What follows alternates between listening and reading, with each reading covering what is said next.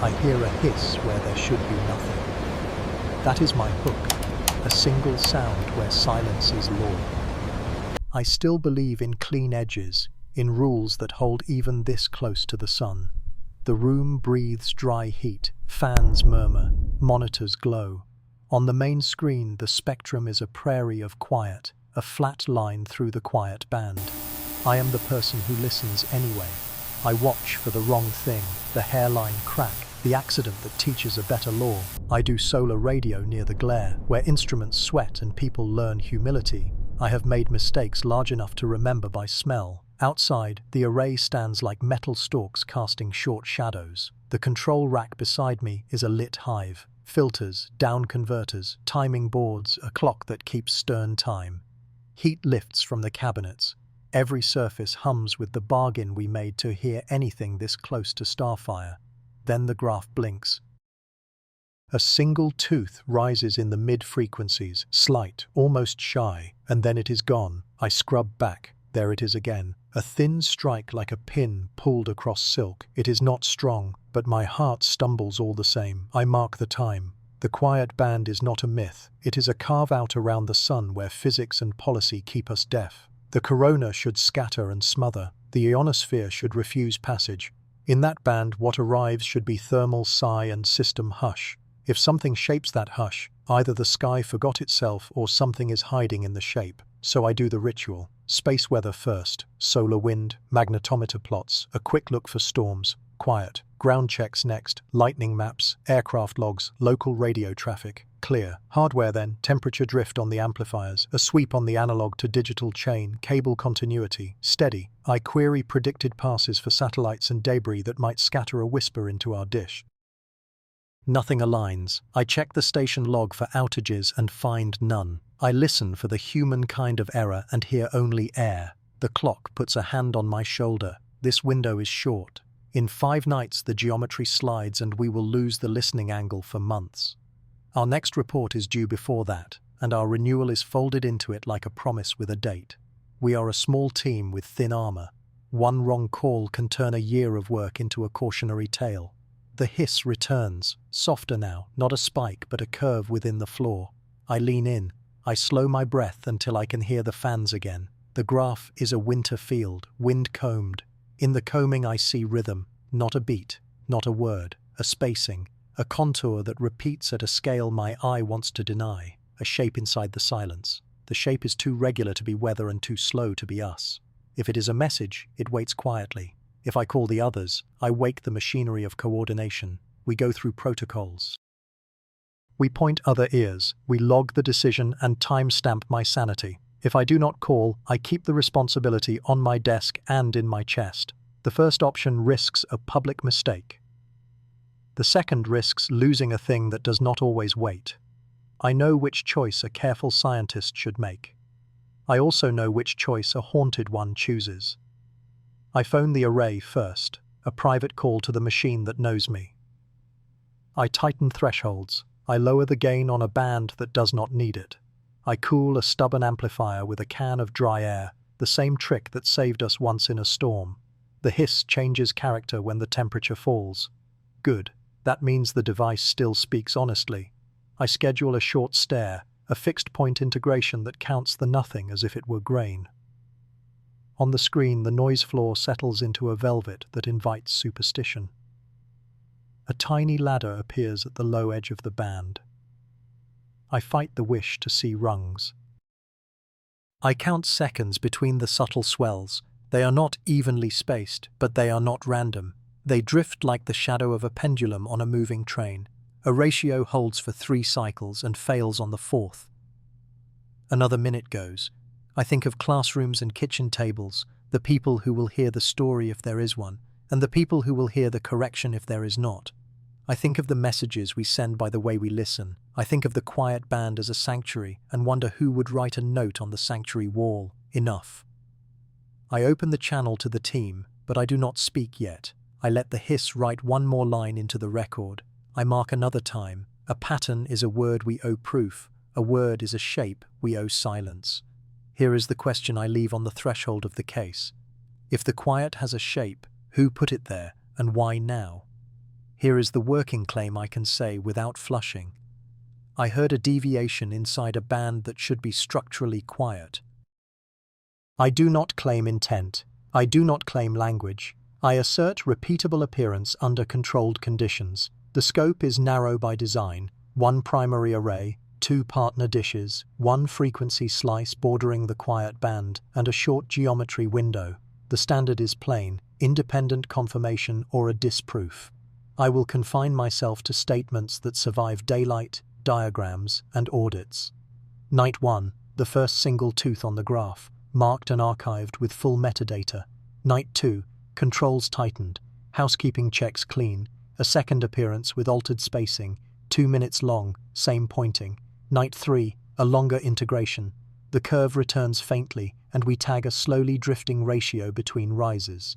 Between nights, satellite predictions reviewed, weather clear, electronics stable, maintenance deferred. Night 4, the preamp module swapped for a twin, no change in behavior. Night 5, geometry peaks, pattern appears, fades, and returns. A missing minute haunts the record. Day after, partner stations provision time, we draft a coordinated plan and lock clocks. Now, the window narrows. We hold a schedule, commit to public settings, and brace for either repetition or silence. We scrub GPS timing, reseat cables, verify oscillator logs. We recheck aircraft, lightning, and transmitters, and sign a note, listen harder. We catalogue 3i Atlas as an interstellar interloper by hyperbolic excess and an inbound vector that does not close under solar gravity.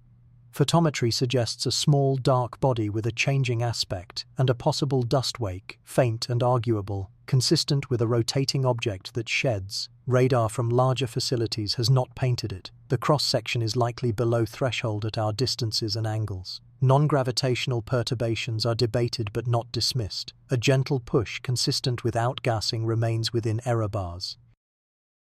The nominal trajectory takes it sunward, then outbound along a skew that brushes Mars's orbital distance and our attention.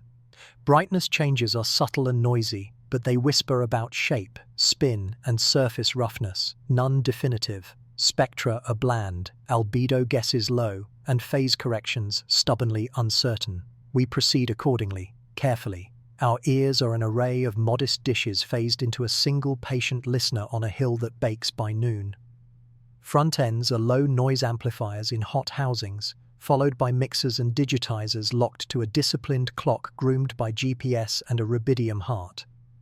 Sensitivity is respectable, dynamic range finite, beam width narrow enough to stare and broad enough to worry about side lobes. The band we watch lies near policy walls and physics fog, where permits and plasma share a mood. Our limiters are gain, temperature drift, local spectral occupancy, and time on source. We can hear whispers, but we cannot hear all whispers.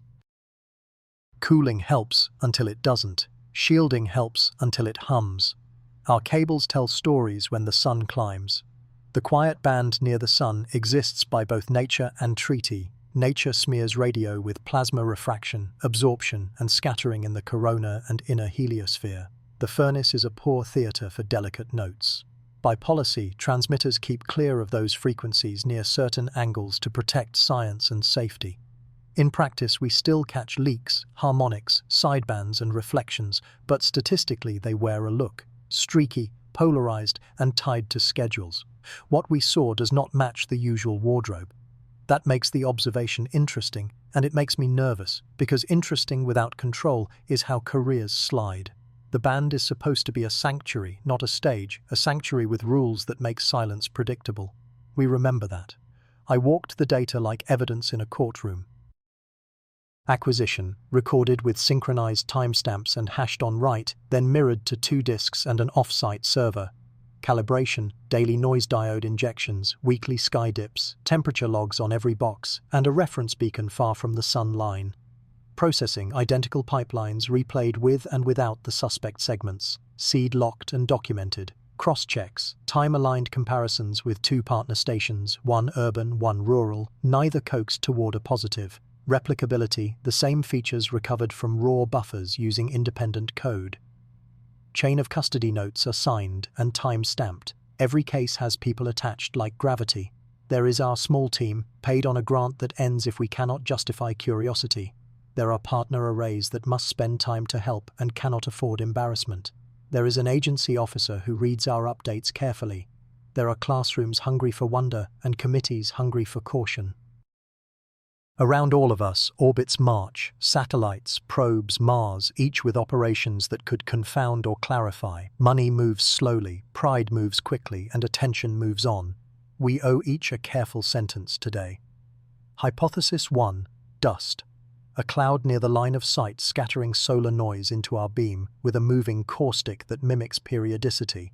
It predicts correlation with brightness changes and with heliospheric conditions. It predicts sensitivity to polarization and to small pointing offsets. We can weaken it by switching baselines, changing elevation, and mapping off axis response until the effect dies. Hypothesis 2. Artifact. An interaction between hardware, heat, and spectral environment that sketches a phantom harmony. It predicts dependence on configuration and locale, and failure to replicate off-site when we blunder into the same mistake. We can attack it with swaps, cold starts, noise injection, and analysis. Hypothesis 3. Intent. A modulation imposed on the noise floor by an actor who prefers the shelter of the quiet band. It predicts coherence across stations, temporal discipline, and a stubborn refusal to vanish when watched. We lack time resolution in the earliest captures. Our sampling favored integration over texture. Our beam map near the sun has uncertainties that inflate side-lobe guesses. We do not know the scattering geometry for a moving dust wake in this plasma. Models disagree. Our environmental monitors are good, not perfect, and the city beyond the hill is a stubborn radio. We need polarization, longer baselines, and one repeat that does not flinch under scrutiny. There is a minute I cannot account for on night 5. No hardware dropout, no gap, no maintenance, no flicker. The pattern stops, returns shifted, exactly as if it expected attention, as if it paused us. The next step is not drama, it is discipline. We will run a coordinated listening session with staggered baselines and shared clocks, publish settings in real time, and invite contradiction. Success looks like agreement on shape and phasing, or a clean disproof. Failure looks like maybe. I will open by saying we have a question, not a signal, and then we listen with care and patience. We proceed with open logs today. A name without a face is a dare. 3i Atlas wears a tidy designation and withholds everything that matters, so I trace a stranger by the shadows it casts on our measurements. Cheekbones and scars are for photographs. I get vectors, light, and the arithmetic of distance. That is enough to begin. Where sight fails, math still speaks, and I listen for what numbers whisper while the sky refuses to pose. Its path is not a loop. The inbound direction does not marry into any closed orbit, and the speed at infinity, the piece we call V infinity, stays above escape even after the sun bends the track. Interstellar means one pass and no second chances. The angle changes every night, the range strains the gear, and the clock spends me like small coins. Gravity bows the trajectory, but it cannot tie a knot in it. The object will come and go. We must understand it before it shrinks to memory. Photometry spoke before radar ever could. The light rises and falls as the object turns, but the curve is not polite. The crest leans, the trough lingers, the amplitude wanders. A clean spinner would sing a sign. This sings a broken hymn. Fits for period multiply and argue, and the better ones hint at tumble, a rotation knocked askew by the kind of history small bodies endure. It is not proof, but it is a personality, and personalities matter when the picture stays blank. Size is hostage to reflectivity. A dark surface forces a larger body to make the same light. A bright surface lets a smaller one pretend to be big. Without a measured albedo, the models hand us ranges instead of a number, but those ranges still lean towards small. They also split on shape, elongated like a blade, flattened like a wafer, or something between that fools both metaphors. The sky punishes metaphors. I keep mine tentative and write the uncertainty in ink. Dust would simplify everything. A fat comber hangs a clear sign and a tail writes the weather in the sky. Dust here is shy. A faint wake flickers at the edge of confidence and then loses the vote when we test for artifacts. If there is outgassing, it is modest, cold, or episodic. That matters because even a thin sheet of dust can scatter the solar roar into our beam and paint structure where we expect none. The missing tail removes an easy story and leaves us with harder ones. Non-gravitational terms live in the margins. When I push the fits, a gentle nudge can help them breathe. Maybe radiation pressure on a low-density body with plenty of sail, maybe tiny jets from pockets of volatile ice, maybe math trying to bandage a bruise. Error bars are big enough to host competing tails. I carry two at once. The tempered tail says sunlight pushes on something light and thin. The wilder tail says outgassing steers the object in short, forgetful bursts. Radar would have ended these arguments, but it stayed silent. The cross-section is likely small, the aspect angles are cruel, and the range is unkind when the angles finally soften. You schedule, you stare, the noise waves hello, and the echo never stands up. Thermal infrared is no more generous. Warm rock or warm dust should glow, yet not enough to pull out of the glare and the background. Null results are not nothing. They draw the outline of allowed worlds and warn us where not to waste time. The segment near Mars matters for geometry, not romance. Phase angles there tease out shape and texture. Distances dip into a range where small changes in spin and albedo produce bigger changes in light. The line from sun to object to Earth drifts through a configuration that makes both photometry and radio more sensitive to subtle structure. If you were going to hide in our measurements, you would pick the angles we cannot hold for long. If you were going to reveal yourself, you might pick them too. Names set traps. Third interstellar object, found by the Atlas survey. A tidy label that invites patterns we do not have. People expect maps and meanings. I write the tag, then argue with it until the room remembers. A name is not a conclusion. The letters echo in inboxes as requests for certainty. Some hear interstellar and assume intention. Some hear survey and assume completeness. I remind myself and them, labels organize our fear. They do not replace the work. Oumuamua, first of its kind, showed no clear gas, bent our categories, and hinted at a small push you could blame on sunlight or feed to wilder guesses. Borisov, second, was a classic comet, comfortingly messy. This third inherits both ghosts. Every choice risks repeating an old mistake. We are tempted to force a choice, to vote comet or shard by vibe, but the sky does not honor our binaries. It honors careful fits, patient residuals, and open logs. I remind myself to always leave room for surprise. Light needs a translator. Surface roughness changes the shine. Coherent facets can flash a glint and vanish like a lie you cannot prove, and a mottled crust eats photons and stays quiet. If a dust sheet hugs the body, it can swallow texture and make a jagged rock read like a lozenge. When I adjust for phase, color, and distance, the models school and swerve, yet some features recur: a body not large, a rotation that is probably not tidy, and a surface that refuses a clean, high albedo. When I sketch the object, I draw outlines and arrows, and the outlines argue with each other while the arrows agree. Motion is swift, bending is gentle, time is short. The outbound leg will not wait for our committee. This part of the work feels like law and like loss at once. The math is firm, the window is brief, and the face remains behind a veil that no staring can lift. You cannot interrogate a silhouette into turning its head. You can only keep the light steady and ask better questions. I make a list like a detective. Would kinder radar angles find a spine? Would polarization unmask a dust veil? Is rotation a shape song or albedo patches trading solos? Is the small push sunlight or many tiny exhales? The instrument that answers most of this is time. One photograph would blow away half of this. A single resolved frame would crown a favorite theory or march it to the gallows.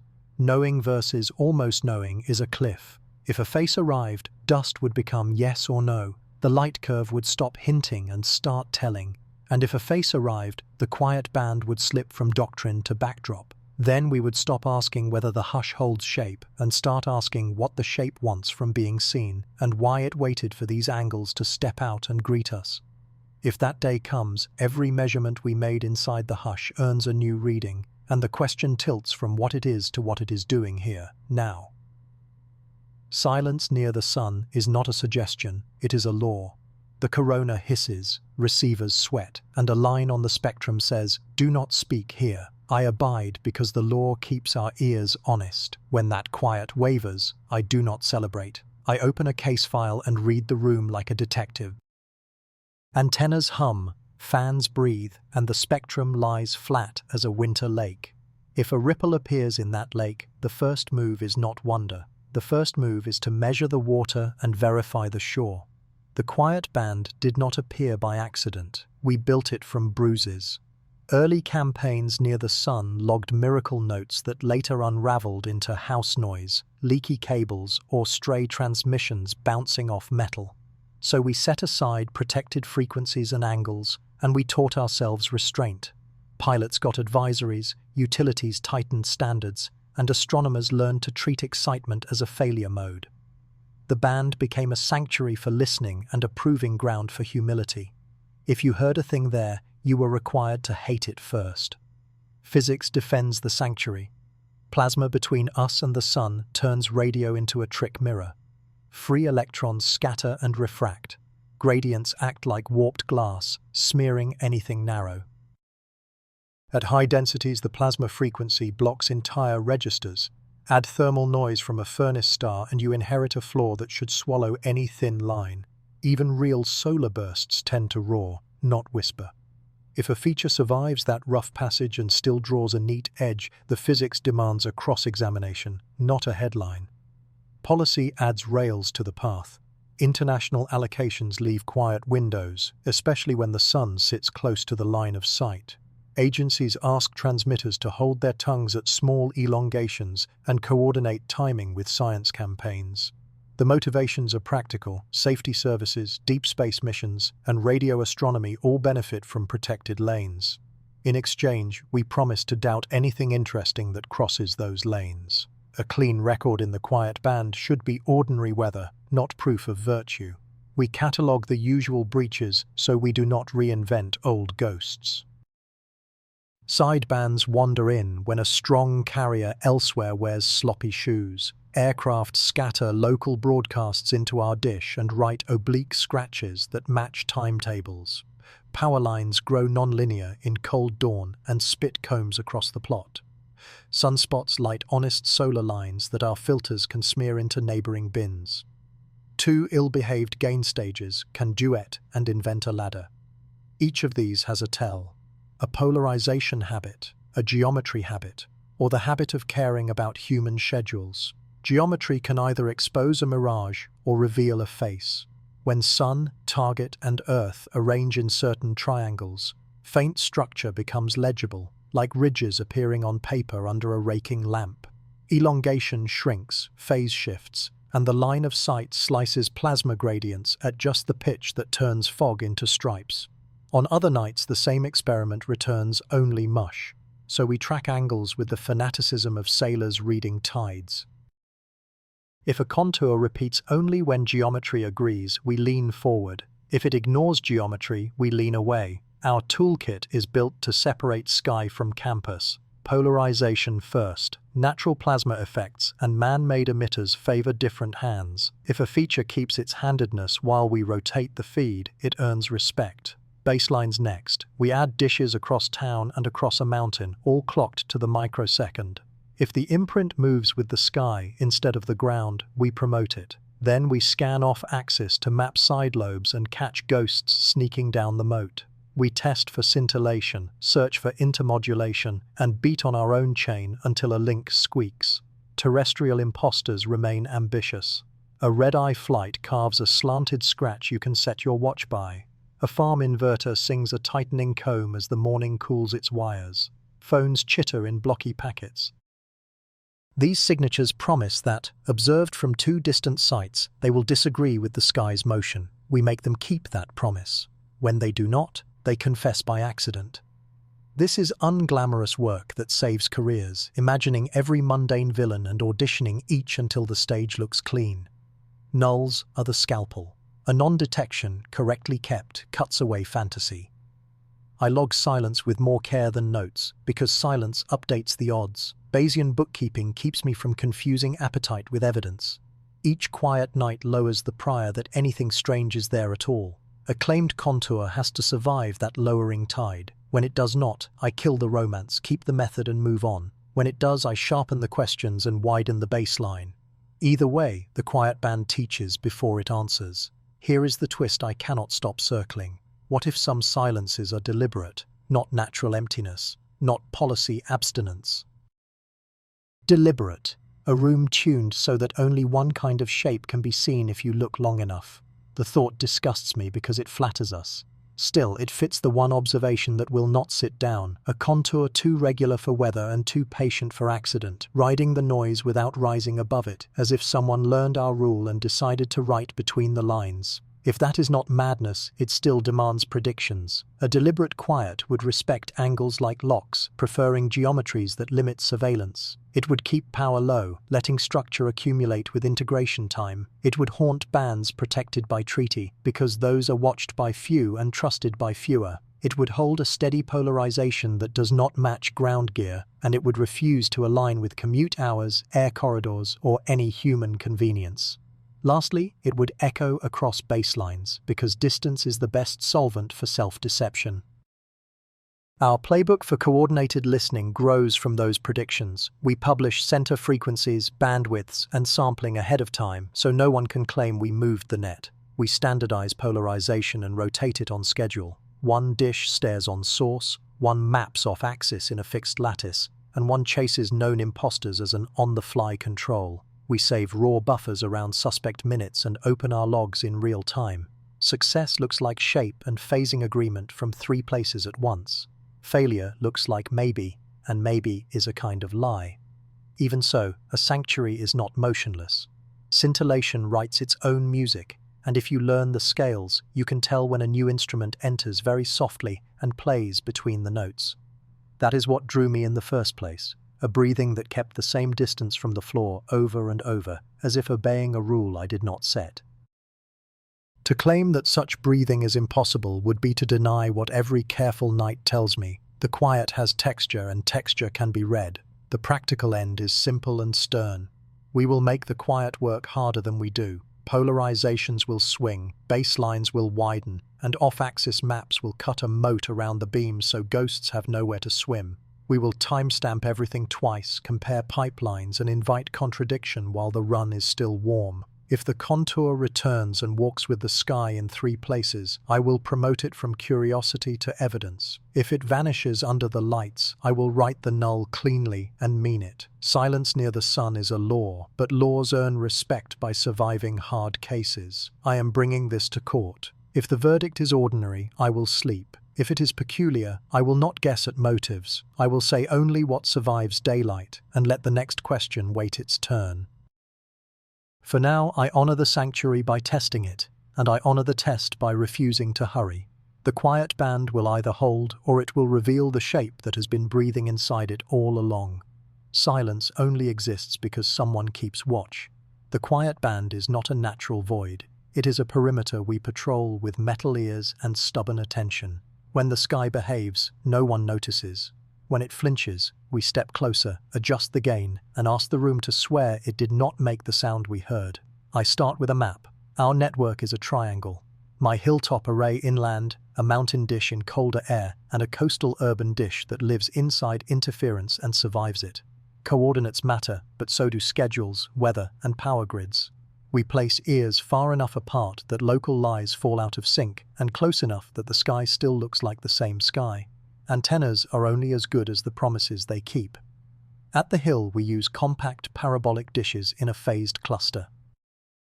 Small apertures move fast and stay honest under heat. Combined, the beam sharpens. Front ends are low noise amplifiers in cramped boxes, then mixers, then digitizers disciplined by a clean clock. The chain admits a simple fact: heat tries to ruin everything, and we fight it with design and habit. Time is our second instrument. Each site keeps a rubidium standard steered by a GPS heartbeat. 1 pulse per second walks the racks. The clock ties our bursts and silences into one canvas so baselines can compare the same instant. Drift is an accusation. We refuse it. When GPS sulks, rubidium carries the load, and we note the sulk like weather. Calibration is ritual. Before sunrise, we light the noise diode and log what a known hiss looks like today. We dip the beam across clean sky to measure gain. We switch on a distant beacon far from the sunline and remind the chain that a tone should look like a tone. We watch temperatures on every box that can sweat. The plots say you may trust the next hour, then we mistrust it anyway. The hill array is our workhorse and our hazard. The site bakes by noon, cabinets hum like crickets. The local spectrum carries civic chatter we treat like weather, predictable and survivable. Our advantage is nimbleness. We can repoint quickly, switch filters, and hold a stare without begging a grand machine. Our weakness is thermal drift. The hill makes metal remember sunlight long after sunset. The mountain baseline breathes different air. Wind scrubs the radio horizon. The dish there is larger and lazier by design, with colder sky and longer coherence. Weather closes the road in winter and carries ice into connectors in spring. But when it behaves, the mountain hears whispers the hill calls myth. When the two agree, my pulse slows. The coastal urban dish lives in the loud part of the world. Ferries, phones, cranes, and the wet air of the sea add texture I would never invite at the hill. That is why we keep it. If a feature survives the city, it probably does not belong to the city. The team there are masters of subtraction. They carry notch filters like surgeons carry clamps and treat every miracle as a patient zero for a new kind of noise. People close the circuit. Operators take the late shift and talk to equipment the way nurses talk to a ward at night, soft and practical. Analysts write skeptical code and ask someone else to break it. Technicians live in crawl spaces where heat and dust ignore budgets. Our culture says, write it down before you trust it, then doubt what you wrote until a second pair of eyes signs the margin. Pride sits, logs start. Before a coordinated session, we run the playbook like a drill. We publish center frequencies, bandwidth, integration time, and polarization plans. The hill will stare on source. The mountain will grid off axis, cutting a moat to catch ghosts. The coastal dish will chase imposters and sweep for harmonics from docks and towers. We align clocks, cross-check delays, and rehearse with a fake target so our hands remember their part when the window opens. Mid-hook lives in a maintenance notebook. A hill technician writes, "Not our chain, a breath that does not belong to any box." After cooling a hot preamp and watching the contour refuse to follow. He is not dramatic at all. He draws a tiny ladder in the margin. I do not know if it is art or evidence. I copy it into my pocket anyway, just in case. We hold ourselves to boredom before belief. Every station logs environmental monitors, neighbor transmitters, aircraft lanes, and lightning maps. We record raw buffers around suspect minutes, so no processing choice can be accused of inventing music. We rotate polarization on a timer, so a persistent hand will reveal itself by staying steady while the feed turns. We negotiate with our own desire to see a pattern by letting the baselines disagree loudly in public. Truth can take a punch. The glamour, if it exists, lives in the moment 3 clocks agree. When the same contour walks with the sky across the hill, the mountain, and the city, the comfort of local explanations dies. That is the feeling I chase, not wonder. Agreement is the only romance I admit.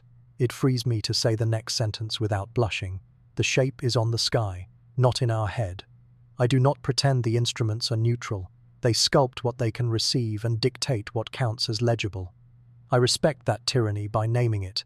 Beam widths set what can hide. Dynamic range sets what can coexist. Sampling and windowing decide which whispers smear into texture and which cohere into a hint of rhythm. When I describe the ears, I am really admitting their biases, so future me cannot lie about what we allowed to be seen. Tonight we will run the session we practiced. The forecast says clear. The elongation favors patience.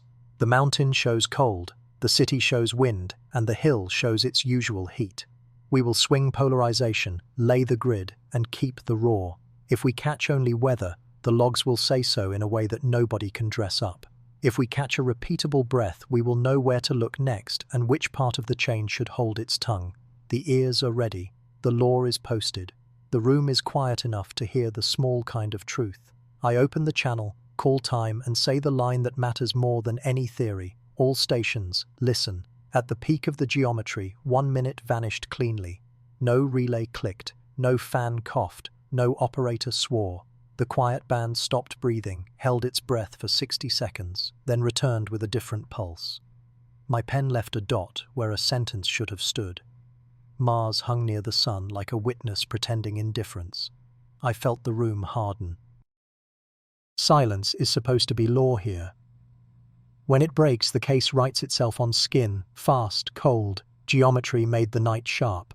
Mars stood off to the side, not in the beam, but nudging the angles into a configuration I both crave and fear. The elongation was small enough to tighten the test and large enough to satisfy policy. Phase favored relief. Edges pop when the sun slants just so. Relative velocity slid our sightline through plasma at a rate that turns fog into stripes. Under those conditions, scatter organizes, caustics flirt, and faint structure can grow legs. If a pattern wanted to show itself without shouting, it would choose this arrangement because it rewards patience and punishes noise. The vectors do not care about pride. They bend the same way from hill, mountain, and city alike. Before I called anything anomalous, I bowed to the altar of clocks. Each site runs a rubidium standard steered by global positioning system time. Each is tempted by drift. We compared 1 pulse per second marks until the hair on my arms lay flat, then marched those marks through digitizers to catch lazy buffers. I pulled Deep Space Network event logs for Mars orbiters and landers, passed their downlink and uplink windows, and aligned them to our traces, relays, health beacons, safing tests, engineering passes. Every scheduled shout was elsewhere. The last refuge for coincidence is timing. We boarded it up. We also checked maintenance notes and timing glitches. Nothing touched our minute, ever. Only then did I study the shape itself. Before the gap, the spectrum carried a low-relief rhythm, rising and easing back with a spacing my eyes could not dismiss. It did not crest loudly, it breathed. After the gap, the rhythm returned, shifted, not stronger. Different. The intervals stretched by a sliver, as if a drummer leaned behind the beat on purpose. Amplitude stayed shy, the noise floor stayed velvet. Structure without swagger, coherence without volume. I ran periodograms, then stopped myself and counted by hand, because hands remember humility. The count said 3 cycles holding a ratio, the 4th wandering off like a late friend. Elegance that refuses to be perfect is either nature or design hiding its grin. False positives get first rights to my attention. Aircraft plots showed a single red eye stabbing north. Its scratch climbed obliquely in another part of the band. Local transmitters, power line combs, and the toothy bite of a sick inverter paraded past. None wore the right slope. Sidebands from strong carriers were mapped against calendars. My favorite campus villain, a radar gun, was asleep. We checked a crane that sings on cold nights. Wrong polarization, wrong cadence. When I flipped through weeks of notebooks, patterns that used to scare me volunteered to be eliminated. They had habits. Our contour did not share them. Carefully. Partner baselines decide whether I sleep or pace the parking lot. The mountain's record showed the same pre-gap breathing, faint but clean, the gap itself, and the return shifted by the same hair. The city's record, louder by nature, held the pattern just above skepticism, then lost it under a ferry's horn, only to find it again as the harbor rotated away. Polarization at the hill favored one hand. The mountain leaned the same way when we rotated feeds on cue. Off-axis mapping at both sites carved a moat around the beam. Nothing swam across to impersonate the source. If the shape belonged to hardware, it should have stumbled differently at each station. It stumbled the same. That steadied me. Orbit fits wanted the floor and a small lamp on the table. Residuals near the flyby epoch swung small, not zero. You could lower them with a gentle non-gravitational term, sunlight pressure on something light and thin, or shy outgassing from buried vents. The fits did not demand the term, they allowed it. Allowed is a treacherous word. It invites ghosts to rent a room. Still, if there was a nudge, it lived in the hours I care about, and that proximity stains thought. I drew 2 pictures. One where pressure alone tilts the math, another where tiny jets steer briefly and forget. Both made the timing plausible without stealing the show. Both kept me honest about appetite. For now, dust seduced me first. A cloud along the line of sight could focus solar noise into our beam. write a fake heartbeat, and vanish with a small change in angle. The Mars neighborhood makes wake material plausible. Plasma gradients are willing to bend a little. Our rake through the medium was perfect for tricks, so I wrote predictions the hypothesis would have to survive. A caustic should warp when we nudge pointing by a sliver. It should carry a polarization signature that tracks the lensing path. It should fade when the sun-dust-earth triangle opens. It should misbehave off-axis in a way hardware cannot mimic. We ran those tests. The hill nudged, no warp. The mountain widened the grid, no focus found. The city scraped polarization, hand refused to switch. Another comfortable suspect was crosstalk with Mars communications. I wanted that to be true because it would be beautifully ordinary. We overlaid frequencies, bands, modulation types, and pass schedules from relay craft and ground stations onto our captures like stencils. Timings missed, bands missed, the signal styles missed. Even unplanned chatter failed the geometry test. The sound we saw walked with the sky, not with any local horizon, tower routine, or deep space network calendar. A stray harmonic could not keep pace across 3 sites while respecting polarization and off-axis maps. When I drew a line through the hypothesis, I did it so nobody could say I enjoyed the kill. Human error earns a whole page. We were tired, hopeful, and primed to see faces in clouds. We read the shift logs, gain changes, coffee breaks, the joke about the chair that squeaks like a ghost, the moment someone muted a channel and unmuted it again. We circled where a mistake could have nested and wrote a pact in dry erase ink. Write, then doubt. Doubt, then replicate, replicate, then speak. It did not make us pure, it made us careful. 62 seconds after the quiet ends, a faint echo answers the pre-gap rhythm, not the shifted return. It is small at the hill and cousin small at the mountain. The city loses it under a ferry horn. 62 is nobody's mnemonic here. That number feels like a dare. A dare. A dare belongs to procedure, not romance. I called the escalation. We would run a coordinated listening session with public settings, staged baselines, rotating polarization, raw buffers saved before any cleaning, and live logs anyone could wound. If the shape is precious, it will survive company. If fragile, method will kill it cleanly. Either outcome is a win for truth. We wrote Night 6 protocol on an old printout that already knew how to keep secrets. The hill would stare on source with fixed integration favoring texture. The mountain would map a tight lattice around the beam, deepening the moat so ghosts had nowhere to swim. The city would chase imposters, horns, cranes, ferries, and keep a running ledger. Everyone would swing polarization on a clock, mark the swings with pulses, and snapshot roar around suspect minutes. We chose a center frequency kissing the quiet band, a sane bandwidth, and a sampling plan our enemy could love. We printed spares and warned pride.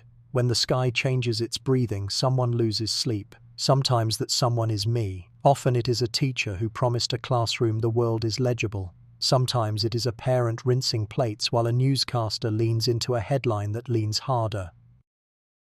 The quiet band around the sun sounds priestly until you explain it to a teenager who wants a yes or a no. Did we hear a whisper or not? Stakes live in people first, then in plots and policy. I visit the high school before Night 6 because the physics teacher asked. The clock clicks too loudly. I sketch a hyperbola that never returns and label the angles that make faint structure legible. Chalk talks like radio, dust, squeaks, corrections. I say we listen near the sun where silence is standard. I say we may have seen a contour inside that silence. I say we doubt what we see on purpose. A student in the second row raises a hand. Is doubt a rule or a habit? Both, I answer. We practice it. Wonder needs no invitation there. It arrives in sneakers, sits cross-legged, and grins at the board. Rigor needs choreography. The teacher and I perform it like a duet. I write, what we know, what we do not, what would convince us. She writes due dates and a reading that will make them angry in a good way. We model a tone that holds awe without letting it run the room. I say we are not hunting aliens. I say we are guarding the right to feel awe and not be fooled by it. The room takes a breath. After the bell, a student waits. binder with stickers, coffee on his breath. He wants my job until he hears about email and budgets. He knows how ridicule works. Every group chat can turn a mistake into a costume. I tell him the work is not to avoid being wrong, it is to fail cleanly. Every claim must survive daylight and an audit. What if you are right and someone laughs anyway? He asks. Then we keep the logs, I say, and let time decide who misread the joke. Home is a kitchen table with bills, a laptop, and a child whose curiosity jumps like static. The story crawls under the door on a feed that pretends certainty is the only currency. My partner reads quietly and waits for me to choose careful sentences that protect both hope and truth. The child wants the headline version. Did you hear a message? Yes or no? I buy time by pouring water and checking a burner I already turned off. The burner, like the band, should be quiet. We all watch it anyway. We try to split the difference without splitting ourselves. Yes, we heard a pattern. No, we do not know what wrote it. We have rules about what we can say without flushing. We will run a bigger, cleaner test. We will publish our settings so anyone can check our work. The child says it sounds like washing hands twice. My partner smiles and says washing twice keeps dinner safe. We nod. Nobody eats for a minute. Patience is hard on an empty stomach. News is weather with deadlines. Producers ask if I can talk in a 3-minute window between a sports tease and a storm update. They want verbs with agency and nouns that sparkle. I want caveats that hold. We compromise. Active truth, no prophecy. We heard a repeatable contour near a protected band. We do not claim intent or language. We asked other stations to listen. We will replicate or retract. Headlines tilt anyway. A thumbnail shows a rocket unrelated to anything. A chyron invents a motive for the noise. Funders and program officers are not villains. They are adults with calendars already groaning. They ask about risk to keep the work upright. What is the chance we are chasing a dignified mistake? What ships if the anomaly disappears? How does open logging protect us from ourselves? I say maybe has a price and a return. Maybe buys a method that survives the next maybe. Maybe trains a generation to treat excitement as a variable. No one claps. No one scowls. They ask for the plan and the dates. We hold a public forum in a library with bright carpet and bad microphones. I stand in front of a spectrum plot and a simple diagram. I say the sentence I have earned. We have a question, not a signal. We will listen in a way you can witness. We will tell you what fails and why. Hands rise with the same 3 questions in new costumes. Could it be Mars talking? Could it be our machines lying? Could it be someone else trying not to be seen? I answer in order. Unlikely, tested, not excluded. Rumors learn faster than people. The first blog summarizes a second-hand version of what I refuse to say. The first video cuts my caveats because text feels like static to a timeline that wants drums. A term used carefully becomes a hashtag with teeth. The loop feeds itself and then demands new meat. We respond with open data, a calendar, and a tutorial on how to test a ghost and record its grave if it dies. This does not stop the loop.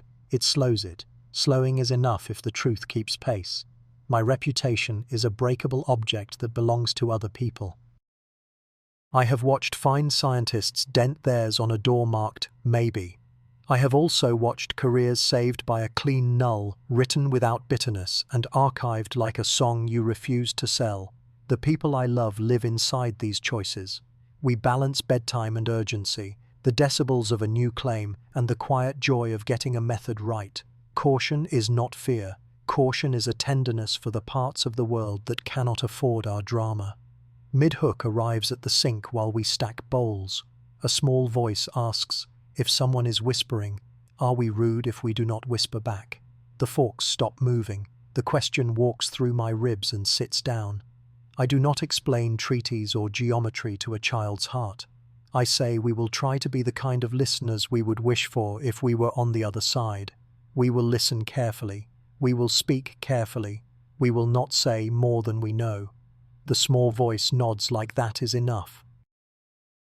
Later, Allier lifts the trash bag plastic and a sliver of sky shows between buildings. I think about how money, attention, and rumor braid into a rope that can lift or strangle depending on our grip. I think about students practicing being wrong in front of vast audiences, about funders who must say no to beautiful maybes so they can say yes later, about teachers who translate plasma and policy into kitchen language and tuck it into backpacks. Tomorrow, we return to the matrix of possibilities: dust, artifact, intent. We will weigh them in light and let the weakest fall first at dawn. We owe patience. 3 doors stand in front of me: dust, artifact, intent. Each opens into a different kind of truth and demands a different kind of proof. I cannot pick a favorite without lying to the data. I have to weigh them the way a bridge weighs trucks, with limits and loads, not with appetite. So I put my hand on the first handle and name it without romance. Dust is the oldest suspect. A cloud along the line of sight can take the sun's roar and fold it into a pattern, as if a lens hidden in the heliosphere painted stripes on noise. The geometry near Mars would help. Small elongation guides the sightline through plasma gradients that favor caustics. In that story, the contour I saw is a moving bright line, cast by grit, that is not even trying to be interesting. The universe likes simple mess. I respect that. A dust answer would be humble, and humility is a good ending for a dramatic week. Dust has signatures. Scattering tends to favor a hand of polarization and to twist that hand as the beam walks off-center. A caustic is touchy. A tiny nudge in pointing should bend the trace. The effect should rise and fall with geometry, and not with our schedule. If the cloud is near, the coastal dish should suffer more than the mountain. If the cloud is far, the 3 sites should agree while still showing small, lawful differences. Prediction is not a hunch. It is a list of behaviors the world owes us if our story is true. We ran the list. We nudged. The line did not warp. We mapped off axis. No hidden focus waited outside the beam. We widened the triangle of times and angles, and the feature did not breathe with elongation the way a caustic would. Polarization did not trade hands when we asked it to. The city's extra noise made the hunt slower, but not kinder to dust. I am not done with it, because nature has range, but the cloud that could do all this would need to be less cloud and more magician. Artifacts are the mirror we hold up to our pride. Hardware and processing can sketch music where there is only weather. Hot, low-noise amplifiers can drift. 2 innocent carriers can intermodulate and raise a phantom ladder. The wrong analysis window can smear rhythm into the likeness of rhythm. Aliasing waits for the sleepy engineer. If this is the culprit, the fix is simple to state and hard to earn. Change 1 factor at a time and accept that the first beautiful pattern is probably you. We did that work like a rite. We swapped modules with twins that had lived quiet, boring lives. We performed cold starts after letting the cabinets breathe dry air. We injected known noise and checked that a tone stayed a tone. We ran a second pipeline written by a person who audits for a living. The hill and the mountain rotated polarization on a timer and marked the ticks with pulses. An artifact that survives those habits would need to be a trickster with patience and luck. Ours did not survive. Intent is the door you do not name out loud at first. Not a voice climbing over the floor, but a will shaping the floor itself. A hand using the quiet band as a cloak, modulating the noise we trust, not with words but with structure. It offends my sense of humility because it assumes our rules matter to anyone else. It also explains, cleanly, why a contour could be faint, repeatable, geometry-bound, patient, and allergic to our schedules. If you wanted to be seen by those who keep vigil, you would write very softly inside a sanctuary and let time do the lifting. Intent has signatures. It would survive hardware swaps and processing choices. It would walk across baselines with the sky and not with the ground. It would hold a steady polarization that does not match our domestic villains. It would appear when geometry locks into a narrow set of angles and vanish when the lock opens. It would ignore commute hours and news blocks. It might pause in a way that felt like respect or like strategy. It would not raise its voice when watched. It would ask us to earn its outline by patience. I cannot grade these doors by charm, so I grade them with a notebook. I give dust a generous share because the universe loves simple mess. I give artifacts a generous share because I know how many ways my chain can invent a miracle. I give intent a small share because caution asks for small, then I let tests move the shares. The nudges that failed to warp the line take weight from dust. The swaps that failed to kill the contour take weight from artifacts. Agreement across baselines adds weight to coherence on the sky. Our priors shrink and swell as results arrive. Cost matters as much as odds. A false alarm dressed up as wonder would waste time, money, and trust. It would teach the wrong lesson to students who are learning how to be wrong well. A miss that we dismiss as weather when it is not would lose a rare chance to learn how someone else might use our rules against us or with us. There is also the cost of speaking too soon, which runs like dye through relationships you cannot repair with a footnote. The decision is not only which door is most likely, it is which mistake we can afford to live with tomorrow. Midway through this arithmetic, I meet a choice that is not technical at all. If the quiet is deliberate, then refusing to listen is also a choice, and it carries an answer whether I admit it or not. Silence can be courtesy, silence can be fear, silence can be a vote. I write that in the margin and let the ink dry slowly. So we will not be silent, we will be disciplined. The plan for the coordinated run is built to make each story tell on itself. If dust is at work, polarization should drift with angle as we rotate the feed, and off-axis maps should catch a lens of brightness where none should be.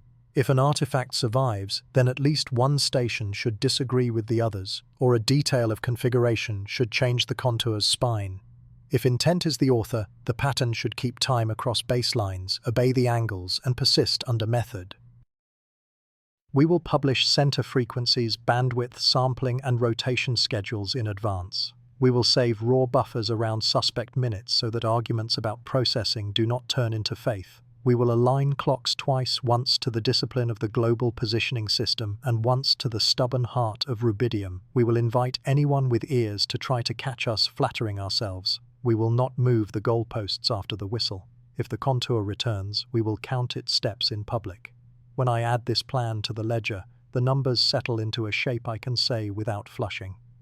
Dust must perform an acrobat's routine to survive, a cloud that does not warp under nudges, a lens that respects polarization in a way the models do not favor, an obedience to geometry that looks more like intention than weather. Artifact has to admit that it failed to exploit our weaknesses at 3 places run by people who love finding faults. Intent remains the simplest model that fits the facts, while asking for the fewest apologies. The last act before night falls is not an oath, it is a checklist. Confirm the mount sluice clean, check temperatures, verify that the noise diode still looks like itself. Read through yesterday's scripts line by line and mark any place where a human might try to help. Tell that human, who is me, to drink water and trust the procedure. The quiet band is a sanctuary. If there is a hand writing on its wall, it will show itself when the light comes low and the angles click. If there is nothing there, the sanctuary will hold and the null will still teach. I breathe with the room and set the first time mark. We will sign the log and mean it. We accept the outcome and carry it forward. All stations, prepare for second contact. Nothing has a shape until you measure its edges. Even nothing.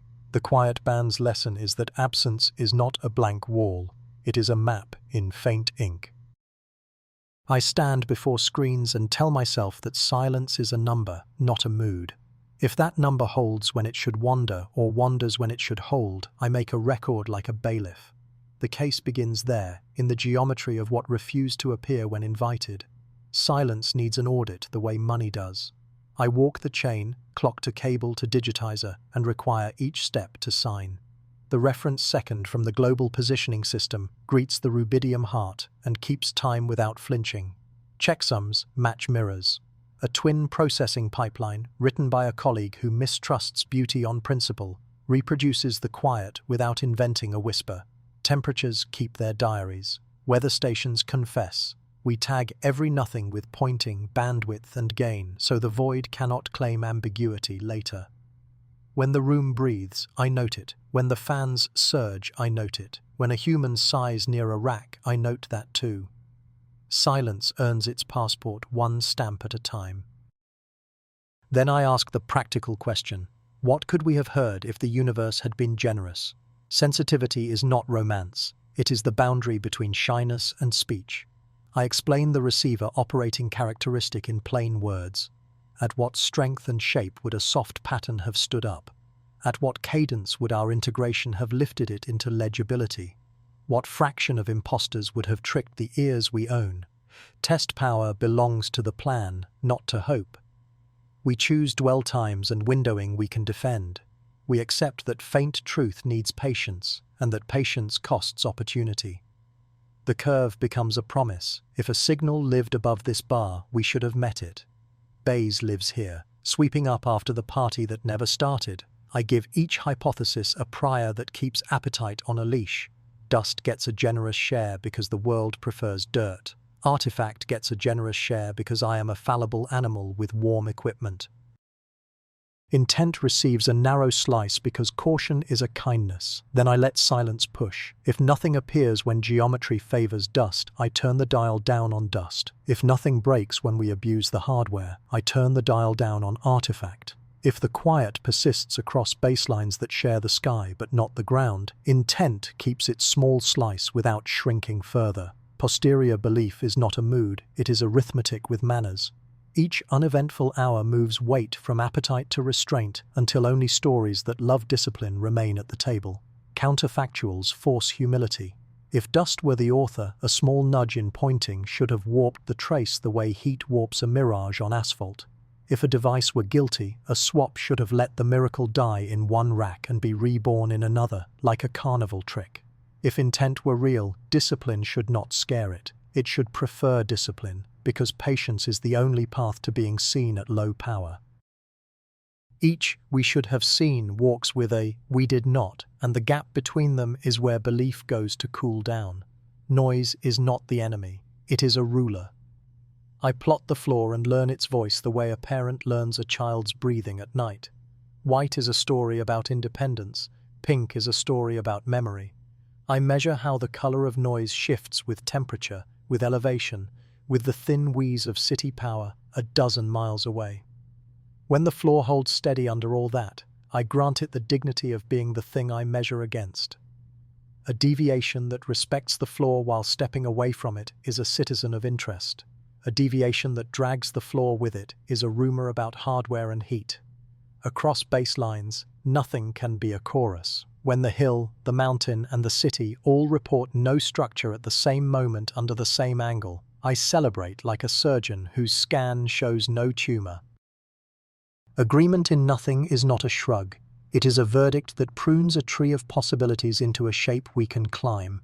If one station alone reports silence, I worry about deafness. If all three report it, I update the map. A blank square on a chart is still knowledge you can hand to a child and say, here is where we looked and found only law. Negative controls save us from falling in love with our own handwriting. Off-target scans prove that our favorite ghosts do not follow when we step aside. Off-time windows prove that a human schedule cannot summon or banish a pattern by accident. We pretend to be our own imposters, inject known mischief, and demand that pipelines remain boring. When a method survives that rough play and still refuses to produce a miracle, I trust it to report a clean null without embroidery. We rotate polarization on a clock, save raw buffers around suspect minutes, and invite contradiction from partners while the run is still warm.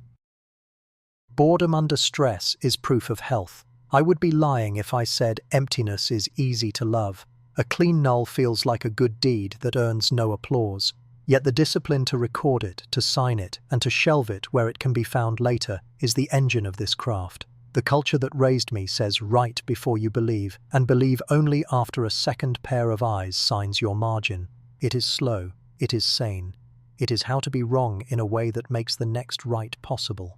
The most unsettling absence is a hole that lines up with the very configuration that should have been loudest. A neat, deliberate-looking quiet that sits exactly where a signal owed us courage, as if the sky withheld breath on purpose. That alignment keeps me honest, and it keeps me awake. Decision thresholds protect the night from heroic folly. How many nights of silence are enough to let a hypothesis retire? How many repeated nulls from three baselines under angles tuned to favor a given story count as a farewell party for that story? We balance the sin of saying no to a truth against the sin of saying yes to a fantasy. Type 1 and Type 2 live here with different teeth, both sharp. I set the line before the run, not after, and keep my hand off it when the graph whispers for mercy. The rule is simple.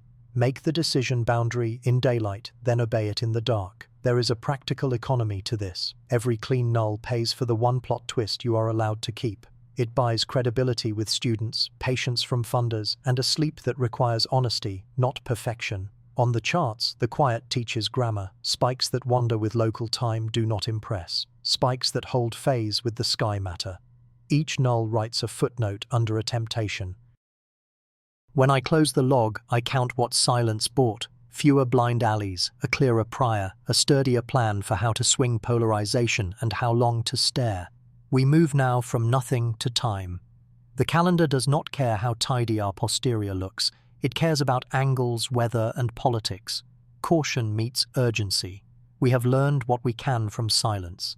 The next question is about windows and pressure, about when to sprint and when to stand still while the sun burns. The clock I fear most does not tick, it bites.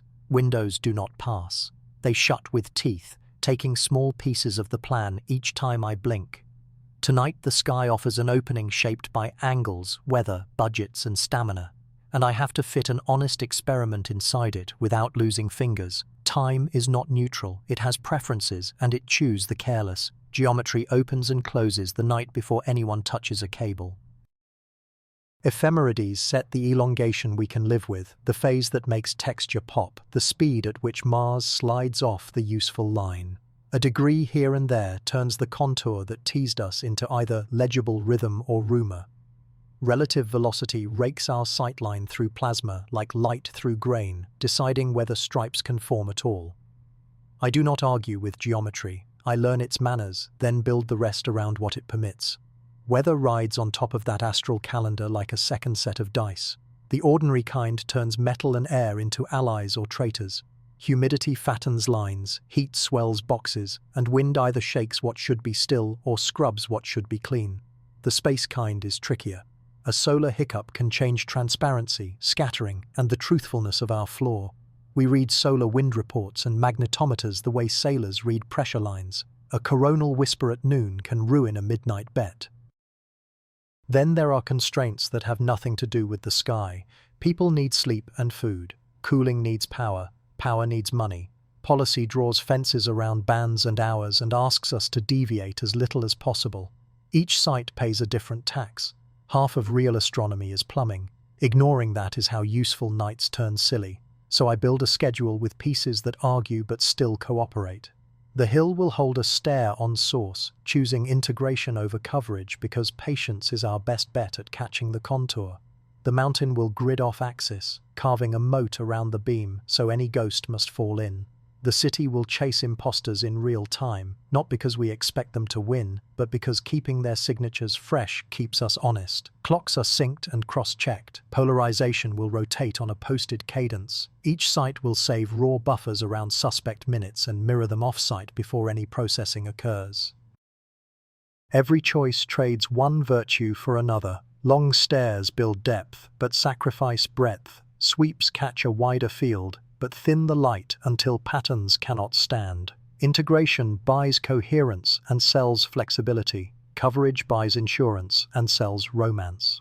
We quantify the swap with a ledger that has no mercy. How many minutes on source per hour can we defend? How many off-axis points earn their keep? How often should the city stop being detective and become sentinel? Numbers make these choices hurt less because they put pain on paper where we can point at it. I keep a risk book that reads like confession. If we stare, we might miss a transient on the flank. If we sweep, we might miss the slow breath that needs patience. If we save raw, we will lose storage for a later surprise. If we compress, we will erase the very texture we claim to care about. Every yes is a no in disguise. I write the no's in ink so we cannot forgive ourselves cheaply at dawn. The only sin I will not tolerate is pretending a choice was costless. Deadlines are their own star, bright and cruel. Reports owe dates that do not care whether clouds were kind. The funding calendar circulates like a planet with a field strong enough to bend the unwary. I want to say only what survives daylight, and daylight sometimes arrives after a manager's patience sets.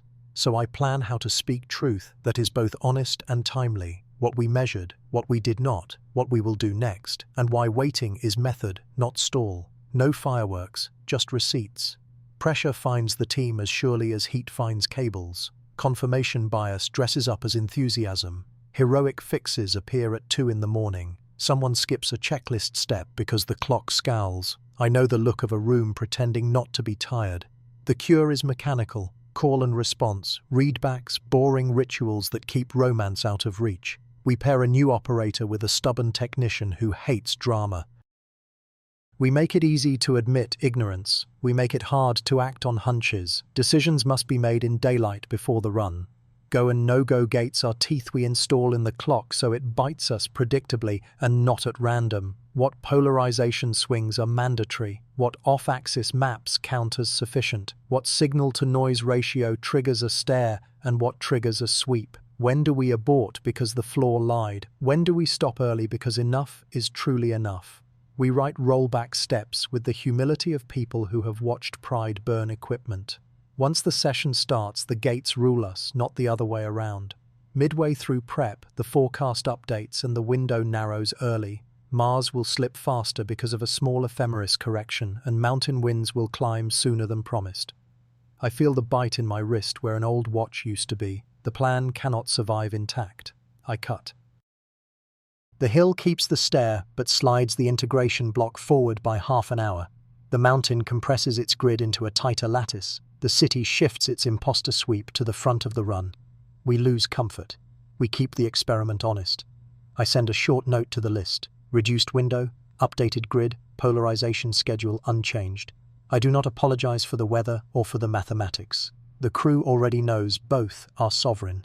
What matters is that the method still fits inside the smaller throat of time.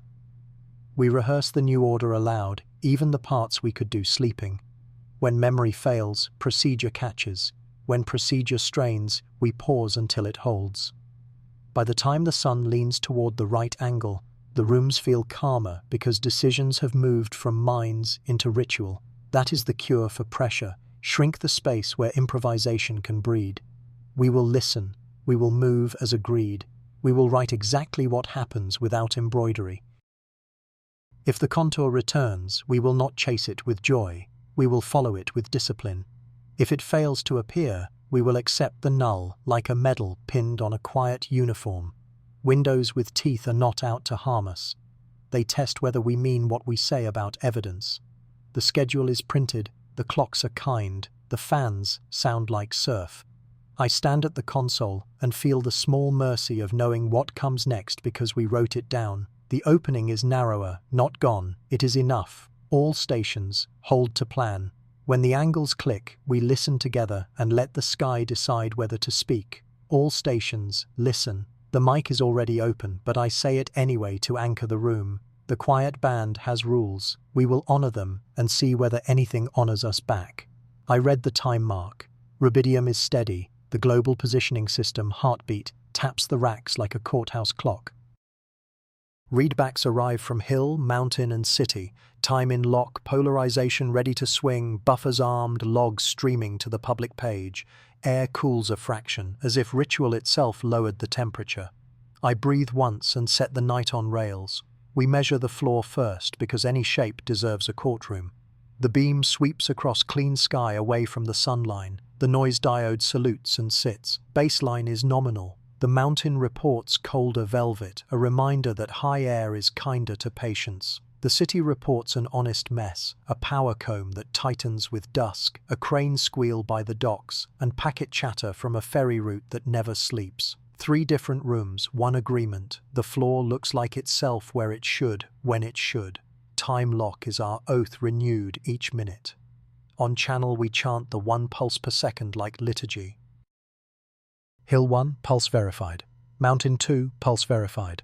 Coastal 3, pulse verified. We march ticks through digitizers into a short capture so a lazy buffer cannot pretend to be quick later. No one jokes. We breathe only after the traces lay on top of one another with the arrogance of twins. It is the only arrogance we allow tonight. Rolls hold the room together. The hill will stare on source, stubborn and fixed, spending minutes like money. The mountain will grid off axis, a tight lattice that digs a radio moat around our beam so ghosts have nowhere to swim. The coastal dish will patrol the harbour and ridge, naming imposters and timing their habits. Horns, cranes, radar sweeps, reflections that shift when a late elevator breathes. Listeners without jobs imagine things. Listeners with jobs collect receipts. We align on geometry. Elongation sits small but polite, phase favors relief, and relative velocity will rake our sightline through plasma like a comb through wet hair. I do not say destiny, I say angles, because angles obey. We lock pointing, the beam steadies, I lower my shoulders. Begin stare, I say, and the integration clock begins to count like a heartbeat heard through a pillow.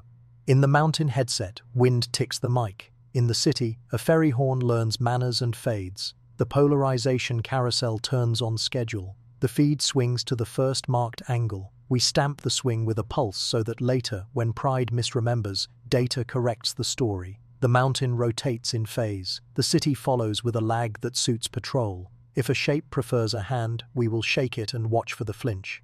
First pass, the floor holds. Heat nudges a cabinet, the trendline shrugs. Off-axis squares stay square. The city logs a radar chirp and tags it, not guilty. Raw buffers roll anyway. Then the contour returns like a breath we were not sure we had earned. Not loud, not heroic, a low-power sway that rides the velvet and refuses to crest. Mark, I say. The hill drops a flag and stares harder. The mountain murmurs, faint on the inner moat. The city, not in docks, not cranes, not ferries. I feel a small, ridiculous thrill. The plan absorbs it like a shock mount. We keep reading the floor, while the floor carries a rhythm. We compare phase, because phase is where liars fail. The hills rises, and the mountains rises, walk the same seconds with the lazy confidence of long practice. The coastal dish is noisy by nature, but when the harbour stills, the same sway leans into view at the same time. Amplitude stays small everywhere. Coherence does not care. Either it is together, or it is coincidence, and coincidence goes in red ink. Coherence without power. The contour keeps time while refusing to climb. If heat were the author, the swing would smear. If the city were steering, cadence would slip when the ferry shouts. If dust were lensing, a tiny pointing nudge would warp the ladder we think we see. None of that happens. The shape behaves like a guest who read the invitation and brought nothing loud. We proceed, suspicious and grateful in equal parts. Go and no-go gates light as thresholds are met. The stare extends. The moat grid fills to plan. The mountain tightens the lattice, then mirrors it on the far side, because asymmetry breeds ghosts. The coastal patrol sees a new crane wake and logs its harmonics before anyone can accuse holiness. Go to swing 2, I call. Feeds rotate, pulses stamp, the hand holds steady. On a marked minute, the hill intentionally warms a preamp. The floor sighs, the contour rides it, and remains legible. Public logs scroll like a careful stenographer is on duty. Center frequency and bandwidth match the posted settings. Polarization timestamps blink where kitchen tables can see them. Raw buffers around suspect minutes mirror to the off-site server with hashes. A comment field carries proud human sentences. Boat horn, no phase effect. Wind gust, grid steady. Elevator reflection, rejected by angle. This is how you make a claim lovable by enemies. Receipts first, adjectives last. The second carousel completes, and the shape still breathes. Statistically unimpressive if you worship amplitude, impossible to dismiss if you worship discipline. I do not believe or disbelieve, I run the plan. Begin sweep, I say, and the hill trades a sliver of stair for a tight local lattice. The mountain, briefly freed, takes center to test whether the middle brightens. The city pauses patrol to map a warehouse reflection that once fooled an eager student and now fools no one. A junior analyst asks the right impolite question, could our swing pulses be baiting a ghost? We pull a minute without stamps and repeat the match. The contour does not care whether pulses exist. I thank the analyst by name. A room that can insult its own method without shame is a room that can live with the answer. Fatigue lurks. We call a human gait, stretch, water, 2-minute quiet. Fans breathe. My heart slows. When the timer ends, people sound steadier and machines follow their lead. A small drama tries to enter. The hill's preamp temperature climbs toward a line we promised not to cross. A technician cools the casing with canned air. The climb slows. We mark the minute as tainted for any claim grander than legibility. The contour does not flinch. That steadies me more than I admit. The moat completes to final density, and the gates ask for a last choice. Extend beyond plan or close by the book. Power has not risen. Coherence has not failed. Daylight policy wins. No go on extension. Execute closeout, I say, and it feels like stepping away from a cliff where the view is cruelly good. Closeout is a ritual without poetry. We run a final off-axis fan to paint the neighborhood around the beam, a last check for a ghost that loves dawn. We spin the carousel through 2 extra stamps so polite sleight of hand cannot hide in cadence. We record housekeeping, temperatures, winds, power reports, the municipal grumble of the city, the dry sigh of the mountain, the stubborn hum of the hill. Raw buffers mirror again. Logs seal with times and hashes while they are still warm. When the last script returns complete, the room loosens. Nobody cheers. Cheering is for fireworks. This was a candle held against a draft, and it stayed lit. The contour did what it had done before. Breathe at the floor without bullying it, keep phase across baselines, ignore our hours, favor our angles, and refuse our appetite for volume. It is not a voice, but it is not a trick. 3 landscapes could improvise in chorus. It earns a colder word, repeatable. We end with the sentence that keeps pride from poetry. What can we say without flushing?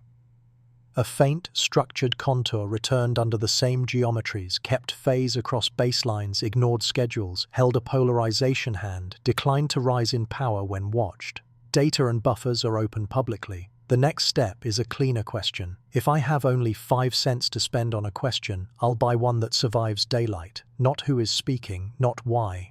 One thing, does a structured contour hold phase across distant baselines, independent of human schedules, inside a narrow band where silence is law? If yes, the weak learns a new grammar. If no, we close the file without regret. The nickel is not for wonder, it is for a ruling. The reframing starts with scissors. I cut every word that smuggles motive. Intention is a costume. Physics is skin.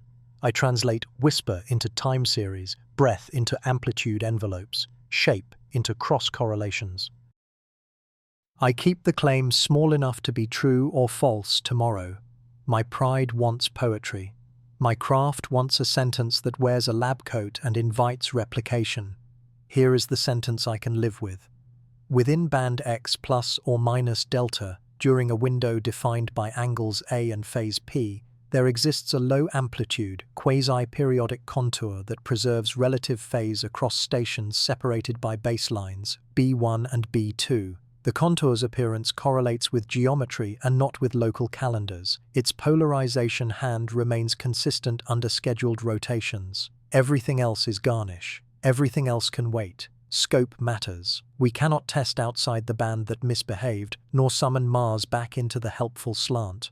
We can probe adjacent stripes to hunt copycats, but that becomes a different question when scattering changes. Our instruments answer in dialects. The hill hears heat and patience. The mountain hears cold and resolve. The city hears the human hum and refuses to be fooled twice. Within that narrow band we can stand in court. Some answers the data can grant now. It can tell us whether cross-correlation peaks hold while we swing polarization and nudge pointing. It can tell us whether the contour walks with the sky and not the ground. It can limit any growth in power under scrutiny. It can say whether the band stays quiet except for one carved line. Some answers the data cannot grant, and pretending otherwise would be vanity. It cannot name a transmitter without a direction of arrival better than we own. It cannot read meaning off a floor that someone might be modulating. It cannot decide whether someone intends to be seen, only whether something prefers certain angles like locks. It cannot forgive our hearts for wanting a face. Guardrails live where temptation does. The craft is to change metaphors back into measurements. Breath becomes the low-frequency envelope of a band-limited process. Whisper becomes power spectral density below a threshold. Shape becomes a ladder in time-frequency space, with rungs that hold across baselines when aligned by global positioning system seconds, not by imagination. Discipline becomes the refusal to move goalposts after we set them in the sun. I write predictions V2 and pin them to the console. If the contour keeps phase, cross-correlation between hill and mountain shows a ridge hugging the same lag across polarization swings. If it ignores human schedules, the pattern will shrug at dinner hours, ferries, and shift changes. If geometry rules, the effect will track elongation and phase like a shadow tied to a lamppost. If subtlety is the method, amplitude will refuse to climb even when honored with time. Every plan leaks confidence. An error budget counts the holes. Thermal drift adds jitter to gains. Aliasing nips edges when lazy filters forget their math. Intermodulation lets two innocent carriers sing a duet we mistake for a hymn. Scintillation sprays speckle into plots and dares us to call it structure. We fight leaks with procedure. Temperature logs, module swaps, independent pipelines, window choices posted ahead of time. What remains is honest uncertainty we label before it can misbehave. Second contact shifted priors without turning them into certainties. Dust now owes us behaviors it failed to perform. Artifacts owe us a confession for surviving swaps and parallel code. Intent remains in the small slice that did not shrink, not by romance but by elimination. Small does not mean special. Small means disciplined. I resist the urge to inflate it because I want a dramatic life. Reframing is also speechcraft. The sentence to say is plain. In a protected band near the sun, under narrow geometry, we detect a repeatable, low-amplitude contour that holds phase across distant baselines, independent of local schedules, with a steady polarization hand. We do not claim language, intention, or source. We will test whether coherence survives when angles change and when tools are replaced. I refuse to name the source before measurements demand it. Decisions need a tree that grows in crisp air. If coherence holds at hill and mountain while the city patrols and polarization stays steady, we schedule a longer stare in the next window and add a distant partner. If coherence breaks at one station, we quarantine that data and repeat with swaps before shifting beliefs. If amplitude rises with attention, we suspect the chain and run blind injections. If global positioning system lock falters, we pause. Rubidium carries us only so far. If space weather jumps, we annotate and demote conclusions. If processing seems to create or erase structure, we fork the pipeline until raw buffers settle it. If headlines arrive, we feed receipts, not prophecy. Each if earns a then someone can execute at 3 a.m. without me. I also draw a path out of the woods. If coherence survives across baselines and weeks and geometry remains the key, we move from is there a structured contour to what encodes that structure. A modulation of the floor we can model, or a new class of scattering we can derive and test elsewhere. If nothing survives, we retire the case with gratitude and document the particular ways nothing taught us something. Limits, methods, patience. Either branch is a career worth having. The nickel question prevents spiritual overrun. It confines ambition to one useful cut through fog. A funder can read one sentence and know what their time bought. Students can practice being wrong without humiliation. A child at the sink sees that care is not coyness. I go home knowing the coin was not spent on a story I wanted more than the world could give. I tape the question at eye level. I put the guardrails under it. I copy the predictions into the log so no one can accuse us of moving fences. I run the checklist aloud until if and then feel like rails I can hold in the dark. I drink water, I sit down, I breathe. The room waits the way a stage waits, patient, blank, and ready to punish flourish. The work ahead is not just metrology, it is ethics. We are not alone in the room, even if the other chair is empty by design. To listen well is to promise not to manufacture a face in static. To report well is to promise not to sell what we have not bought. The reframed question is a polite knock, not a demand. If the door opens, we measure and say thank you. If it stays shut, we thank it and stop knocking. Listening without haste is the first duty of our craft, always. The nickel is on the table. I hear the fan and the animal hush of electricity. A clock taps seconds like rain on a window. In the morning, I will put that coin where my mouth is and ask the one thing that matters to the method. Until then, I will not name what I cannot measure. I will not ask the sky to be more generous than the math. I will choose the smallest brave question and walk it into daylight. Listening is a promise. When I point an ear at the sky, I pledge to carry back what I hear without decoration or omission, and to keep both people and data from harm. It demands curiosity wrapped in restraint, wonder with receipts, and plots that never outrun evidence. With a low contour crouched in the quiet band, the promise is the only guardrail I trust. We listen without permission. No planet signs a consent form. Whatever breathes between the sun and us owes us nothing. That asymmetry obligates me to bind myself. I write rules stricter than convenience, publish settings before the run, open raw buffers after, refuse to name a source I cannot locate, document nulls as eagerly as notes, decline interviews that demand prophecy. They are the fee for listening in a house that is not mine. Do No Harm has an astronomical dialect. It begins with not spooking the public on the strength of a midnight graph. It continues with not nudging a market, a mission, or a policy because my adjectives outpaced my plots. It asks care with students and care where conspiracy entrepreneurs lie in wait for a loose phrase. A cautious sentence is not cowardice. Transparency and security can share a table. I can post frequencies, bandwidths, polarization schedules, and timing discipline that matter to replication and still hold back details likely to invite confusion before tests finish. Naming is another trap.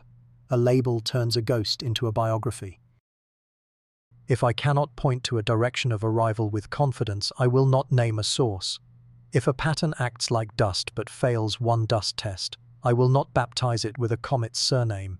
I can use gentle stand-ins, the contour, the floor modulation, and remind listeners that placeholders are scaffolding, not conclusions.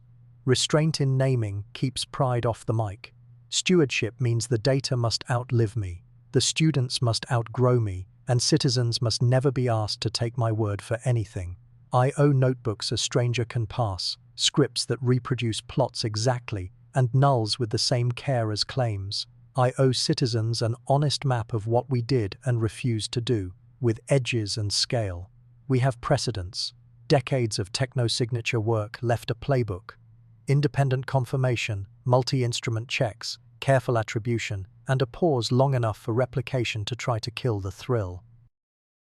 We adapt that to the quiet band near the sun, where space weather can masquerade as intent and policy already encourages hush. The principles travel well: verify, replicate, publish methods, accept the null, postpone the novel. The right to silence is not a law, it is a posture. I cannot force meaning onto a contour that refuses to rise or interrogate a signal into becoming a sentence. If the best measurement returns disciplined quiet, I will not decorate it to satisfy a deadline. A clean null pays rent in reduced uncertainty and in habits that will not embarrass us later. Uncertainty deserves precise language. I prefer sentences with guardrails. We observe. We do not infer. We tested. We failed to reproduce. We will repeat. Where a number exists, I name it. Where a hunch tries a coup, I mark it as a question and put it under supervision. Rumor thrives on adjectives. Responsibility thrives on verbs.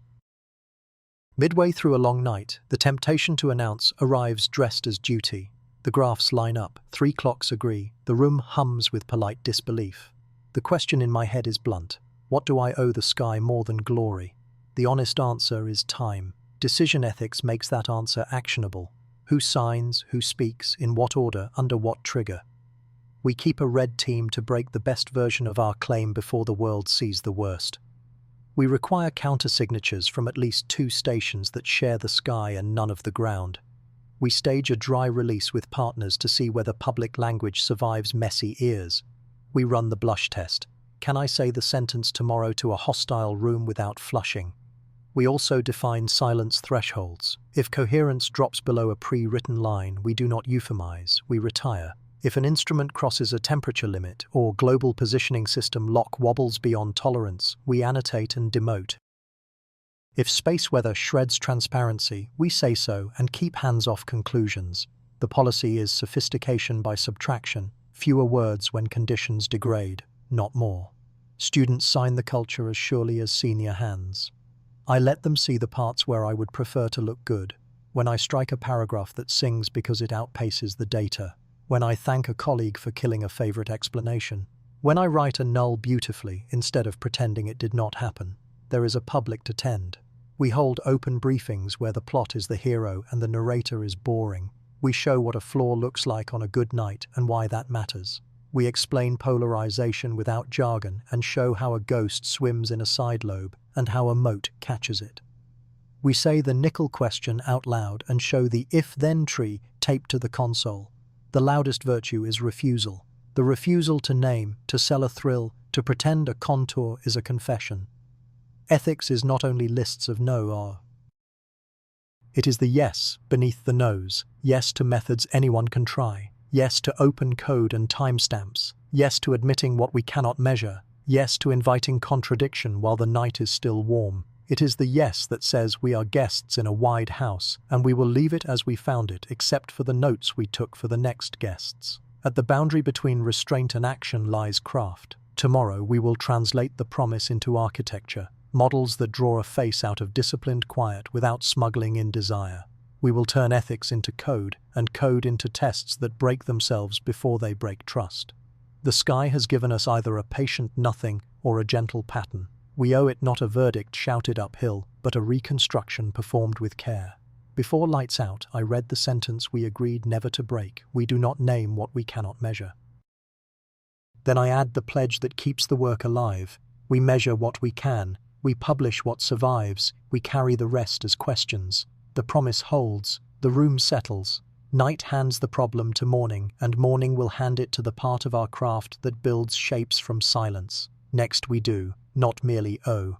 We return to the lab and begin to reverse engineer the quiet, letting models earn a face where ears saw only contour.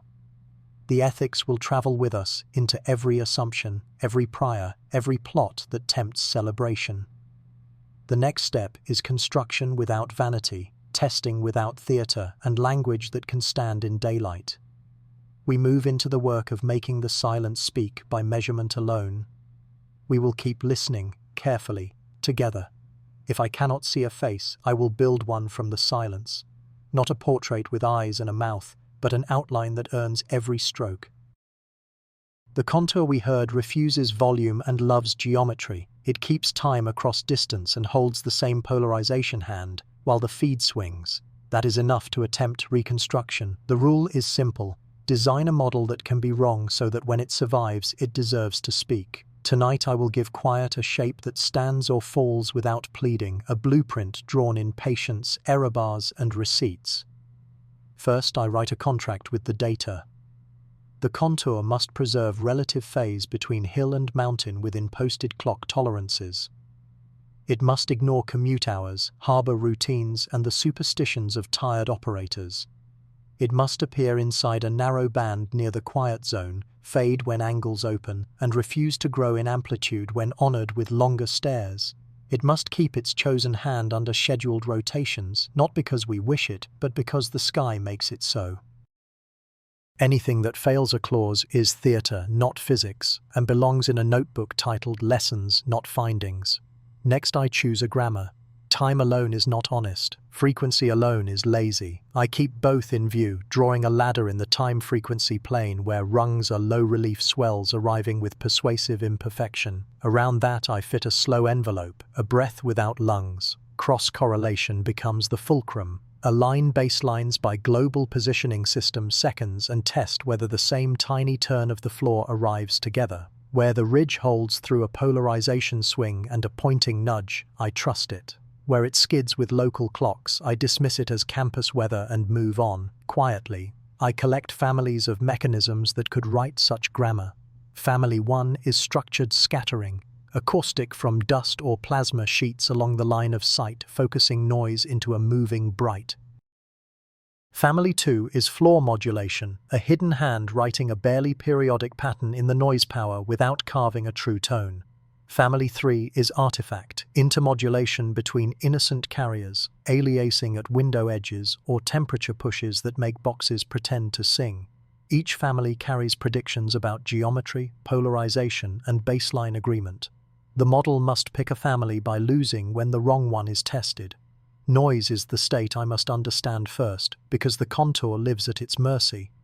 I model the floor as colored, white where independence dominates, pink where memory whispers between bins. Temperature tilts the mix, so do elevation and the temper of urban power.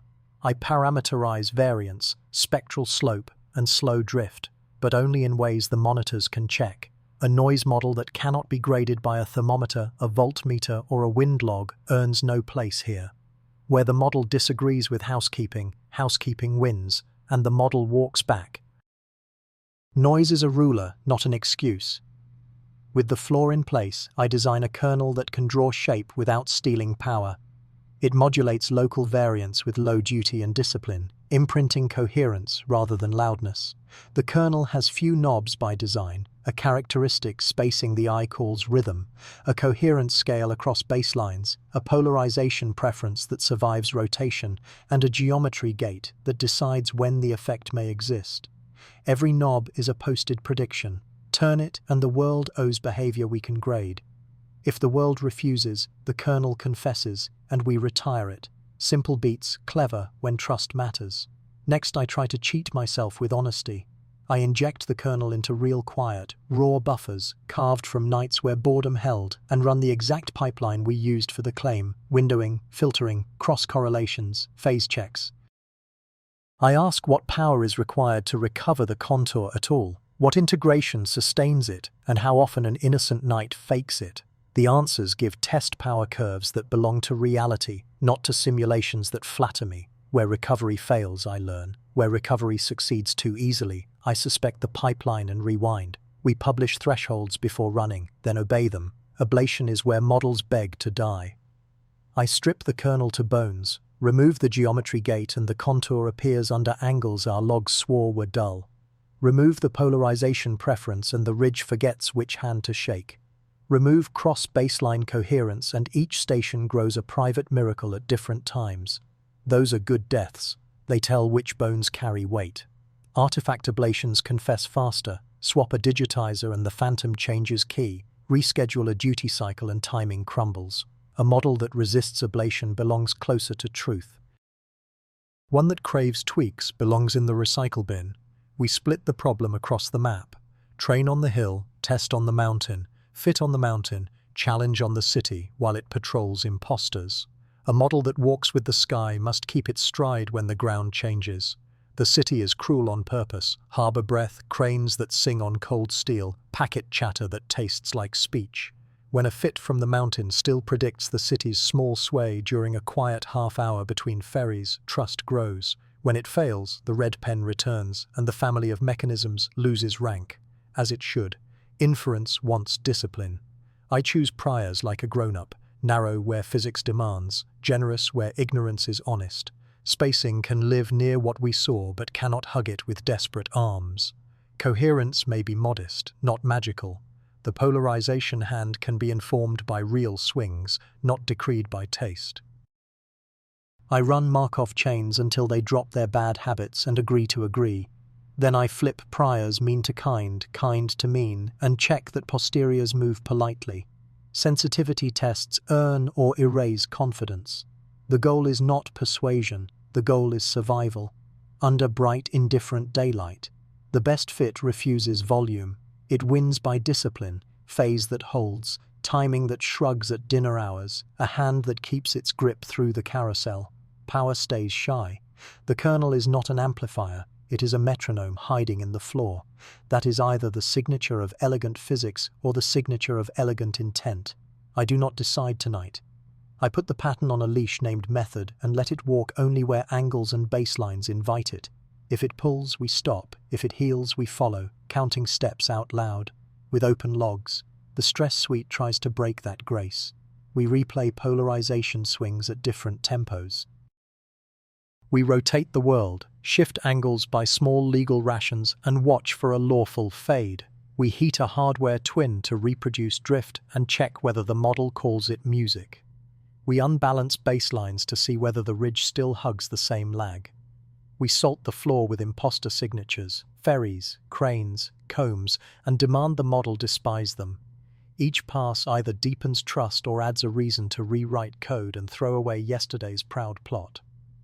Boredom under stress is proof of health. often. There is an art to not improving a model past honesty. I keep parameters few and refuse to let them collude. When a new knob buys dramatic gain on one station and spends phase on another, I remove it with thanks. When a clever transform makes plots sing but manufactures alignment with stamp pulses, I cut it. The model must be slightly dumber than the data, always. Smart models win too easily and teach nothing. Honest models lose often and leave a map showing where to stand next time, shoulders squared, pencils sharp, pride muzzled. That humility keeps science housebroken. We publish like a recipe written in grams and minutes.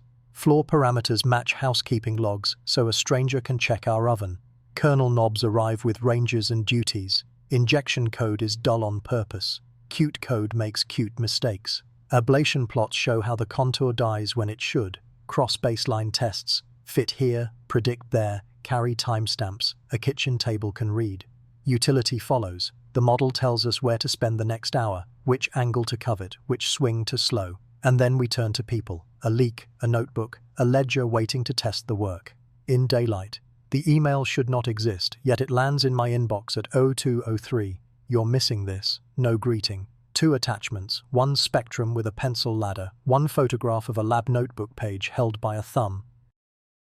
The sender's address is careful nonsense. The body ends on a single period. Some leaks grandstand. This one whispers like a note slid under a door. The room cools by a degree, and I open it anyway. The notebook is not mine, but it counterfeits intimacy. Blue cover, corners fretted to white, grid paper darkened by oil. The handwriting resembles mine until it doesn't. Different rhythm in the tails, stricter caps. The page shows times, temperatures, and a thin contour, 4 rungs with the 4th wandering a half step. The photographer framed binding scars no forger would fake. The caption says only, "Not your chain." Provenance comes first. I pull headers and trace the route. Legitimate relays, then a last hop from a coffee shop by the station. Image metadata says late yesterday on a handset with brand scrubbed, but the lens serial remains. That serial matches 3 devices in our visitor logs this month. I align the handwriting against intake forms. 2 near matches surface. Both deny authorship. One offers notes that rhyme too neatly with our public plots. The attachments claim nothing spectacular and therefore worry me more. The spectrum bears our posted settings. The time aligns with the latter half of night 6. The pencil ladder sits in the same band we kissed, spacing inside tolerance I counted by hand. A margin note reads, phase holds hill, MTN, city late. The notebook lists polarization swings at the right minutes, a short off-axis sweep, and 1 sentence I least want. If dust, very disciplined. If us, impressive. I cross-check against the model we built from disciplined quiet. Spacing hugs the kernel's predicted rhythm. The phase holds remark matches the cross-correlation ridge we showed before the run. Polarization keeps the same hand through both carousel swings. That is our result exactly. The lack of bragging about power fits the kernel's refusal to chase amplitude. If genuine, the leak echoes the work so closely it reads like a colleague's aside. Places it fails honesty are small but loud. The notebook timestamp drifts 7 seconds from our rubidium mark. The spectrum's minute ticks use a font our tools never draw. The off-axis grid is labeled north when our script prints azimuth. Processing terms are almost right. Window, where we say windowing. Lag, where we log delay. Either the author translated our habits into their dialect or an editor massaged a copy to look native. In both stories, witness leans toward theatre. I sketch a chain of custody map. Who touched raw buffers? Who exported public plots? Who stood by the mountain console during carousel swings? We find a gap at the city site where a visitor badge covered a long afternoon. We find a loophole at the hill where the backup server accepted a portable drive without logging serial or brand. We close both with imperatives: no unlogged storage, visitors shadowed, photos of live screens prohibited, mirrors recorded twice. Motives are guesses, so I number them and keep them on a card. 1. Caution, warning the story outruns receipts. 2. Impatience, hoping a quiet result will sound louder when leaked.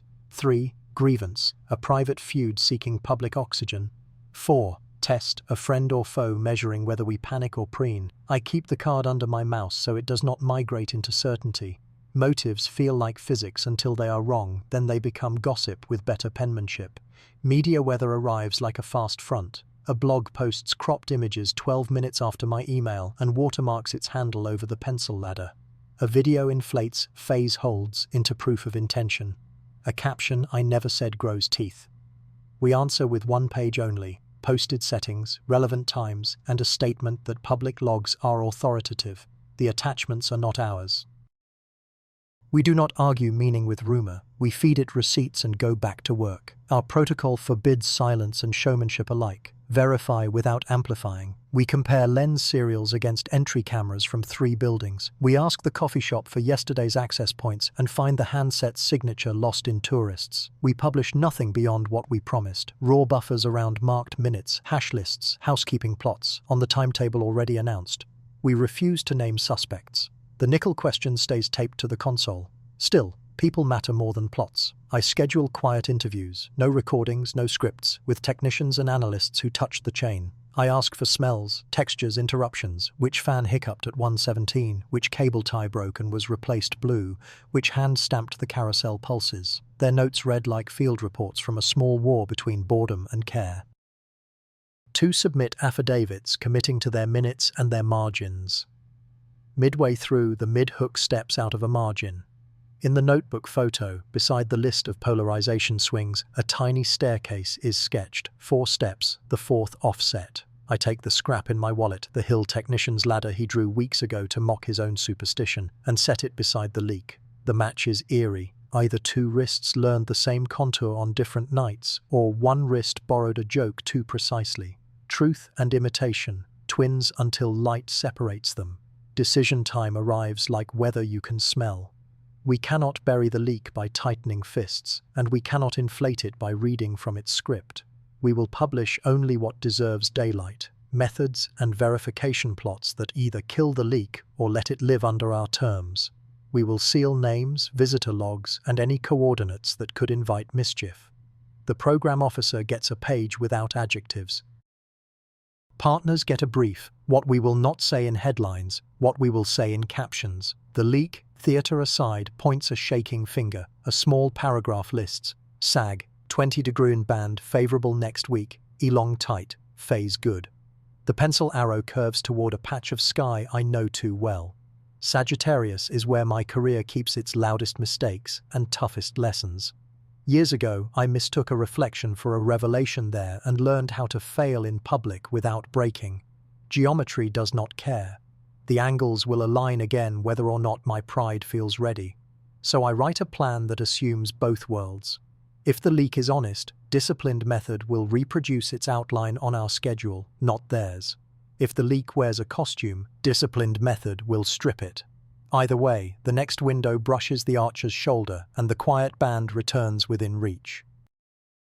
We will revisit Sagittarius with a model that predicts behavior we can refute, with baselines that disagree loud before they agree soft, and with a ledger ready to write a graceful no if necessary. I close the tabs that sell me my own story at a discount. I write 3 emails that commit to actions and avoid adjectives. I slide the technician's ladder beneath the glass on my desk, so I must look at humility before I type. A leak is not a teacher, but it is a mirror. It shows the distance between the scientist I want to be and the performer I could become if I forget to count. I count to 60, the span of our missing minute, and spend each number like a promise not to rush. We will not be rude. We will be disciplined. The atlas says Sagittarius. The ledger says next week. The model says bring patience and receipts. I open my lab notebook, date the page, and write 1 sentence at the top, the sentence I can defend without flushing. We will say only what we can prove, and we will let the sky's arrows set the next question. A compass, not a bow. That is what I carry back to Sagittarius. I'm not here to launch an arrow, only to take bearings and stop mistaking velocity for aim. The archer's shoulder is crowded. Dust lanes, diffuse light, edges that tempt eyes. Years ago, I stapled a revelation to a reflection and learned how to lose in public. This time I bring a method like a steady wrist and keep romance zipped in a pocket. Sagittarius at radio is a lesson in humility. The galactic floor stands taller, the color of noise leans pink, and memory whispers between bins. Compact sources sparkle and smear, and the region hums with structure that would pass for pattern to anyone hungry. Quiet here means lawful statistics under pressure. So we start with a new baseline, measure the floor honestly, and accept that boredom will be louder than usual. I pull old logs like subpoenas. We didn't swing polarization on a schedule. We tried once, called it clumsy, and moved on. Our off-axis maps were polite sketches, too thin to catch ghosts that love geometry. A visiting student tidied file names, not provenance.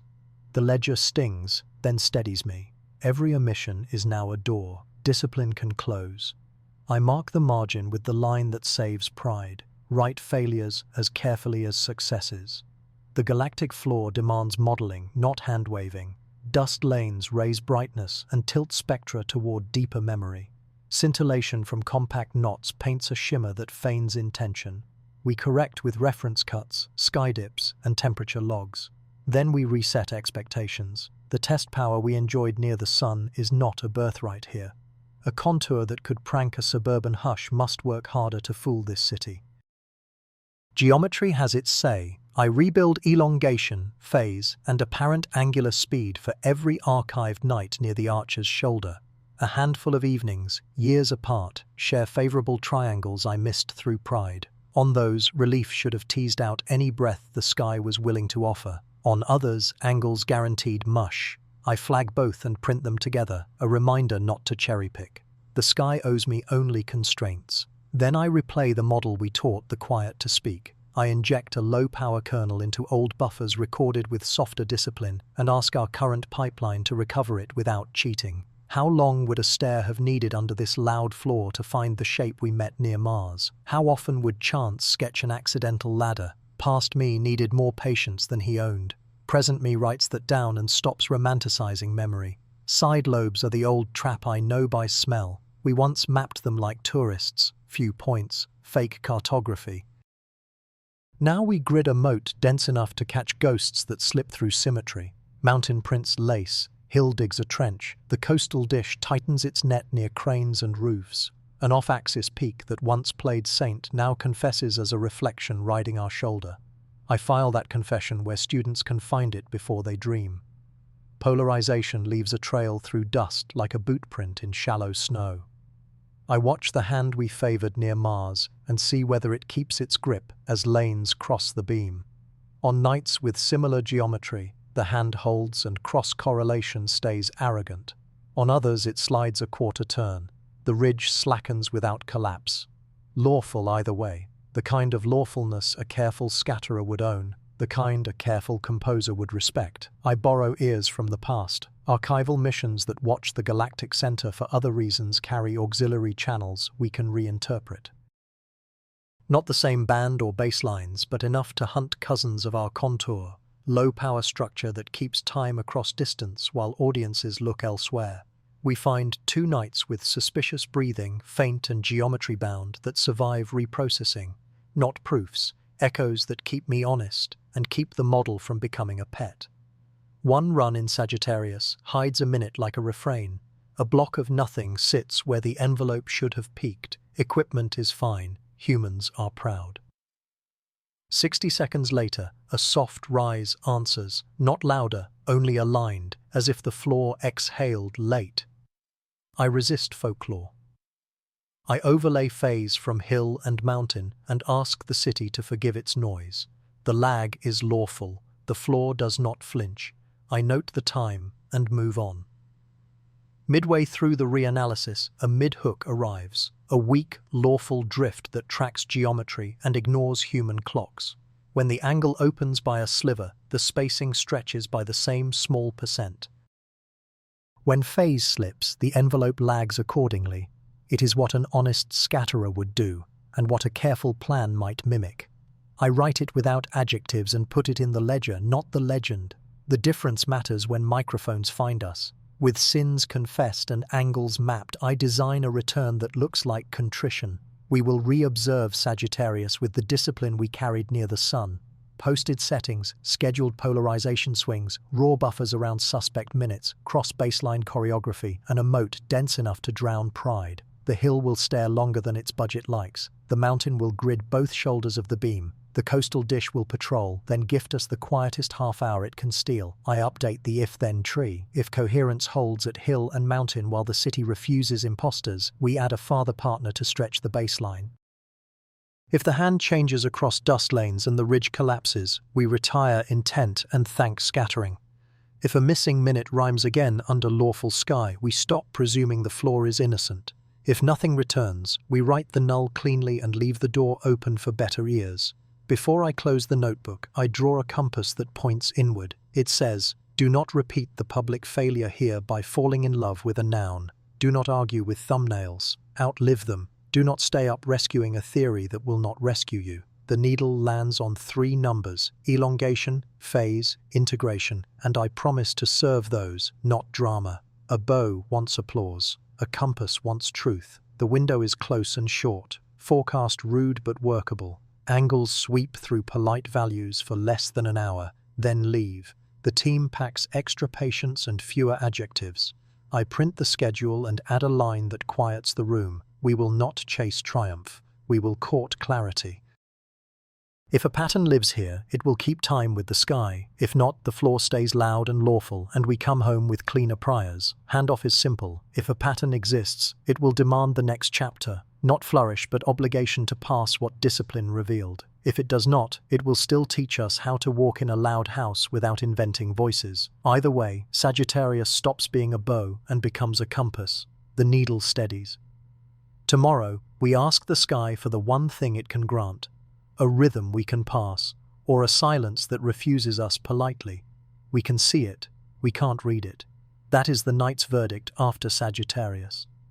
The pattern steps out more willingly, faint and disciplined, a figure traced on the floor, yet it refuses to become a word. I stand at the console feeling the distance between sight and understanding.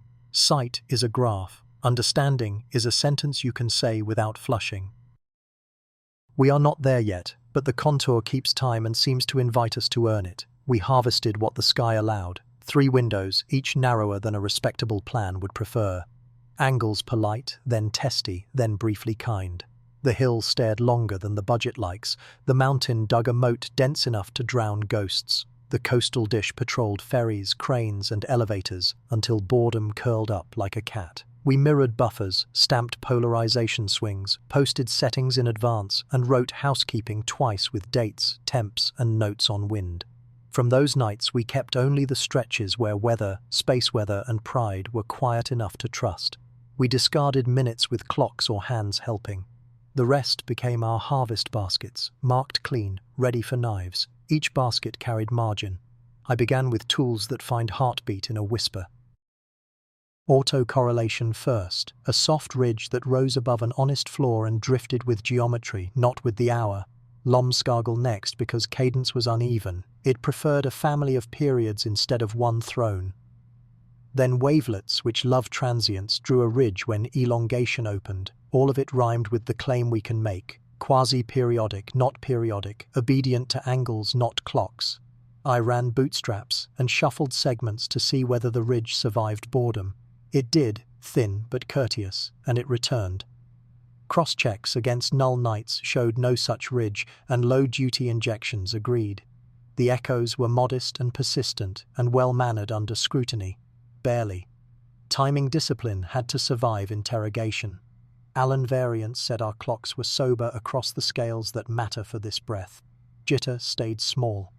The stamp pulses we used for carousel swings did not bleed into the lag where cross-correlation measures loyalty. We replayed captures without stamps to be rude to our own method and compared independent pipelines. The contour did not care which ceremony we performed, it cared which angles we bowed to. That is the right way around. We time-tagged every rotation twice, reconciled rubidium with global positioning system beats, and chased lazy buffers that yawn after midnight. No sleepy clock aligned with contour. Minutes held shape without help. Good news. The breath is not stationary. It is a light chirp that stretches and shrinks with geometry. but refuses to grow in volume when watched. On the best night, the spacing widened by a polite percent as the angle opened, the envelope lagged by the same fraction. That is lawful behavior for scattering and a plausible performance for design. I will not award the trophy to either. I record the drift in a table that names angles and times and leaves adjectives at the door, where they belong. The chirp's slope changes enough that we can predict it minutes ahead from ephemerides, yet it resists growth in amplitude as we integrate. Patience buys coherence, not loudness, like kindness or choice. Phase and polarization are where excuses go to die. Across the hill and the mountain, rises arrive together more often than chance permits, even while amplitude stayed shy. The carousel passed twice, the hand held. The city, brave in its loud house, showed timing during a calm half-hour between ferries. Coherence without power is a stubborn signature. Either a natural mechanism respects our geometry with improbable grace, or an author prefers discipline over volume. We rotated feeds and saw the ridge hug the same lag in cross-correlation across turns. A small nudge didn't warp it. A warm preamp failed to sway it. Phase held, the hand held. Randomness flinched when asked the right question. Raw buffers that compress like honest noise resisted a little when the contour walked through. Entropy dipped by a hair. Runs tests and simple Kolmogorov heuristics nudged into the non-random side during marked minutes and stayed put otherwise. This is not proof of language, it is proof of structure. If someone wrote anything here, they wrote meter, not meaning. If no one wrote, then geometry alone engraved faint order onto chance, which still deserves a test. We computed compression gains on windows aligned to ephemerides. Gains were tiny, yet repeatable under angles and died when we stepped off axis. Each twitch lived inside guardrails posted before the run, and none bowed to schedules. Candidate grammars assembled themselves. One grammar says, "The world is carving structure into the floor," a lawful response to angles, a choreography of dust or plasma making stripes from fog. Another says a patient hand is modulating variance in a way that rewards long stares and hates headlines. A third says we remain romantic about artifacts that somehow learned geometry and etiquette. For each, we wrote tests that prefer to kill rather than flatter. The pattern survived just enough to embarrass certainty without feeding myth. We framed falsifiable predictions, polarization drift under dust-dominant lanes, artifacts failing cross-baseline timing, intent ignoring clocks while respecting angles. Where data contradicted a grammar, we lowered its weight and wrote the reasons in ink. Controls did their job on schedule. Off-axis fans erased the effect. Switch bands and the contour died. Turn up a preamp and you inflated the floor without teaching it meter. Heat pushed a digitizer. Cadence stayed loyal to the sky, not the cabinet. A late elevator on the coastal ridge sketched a liar's ladder. It arrived with the local clock and drowned in the moat.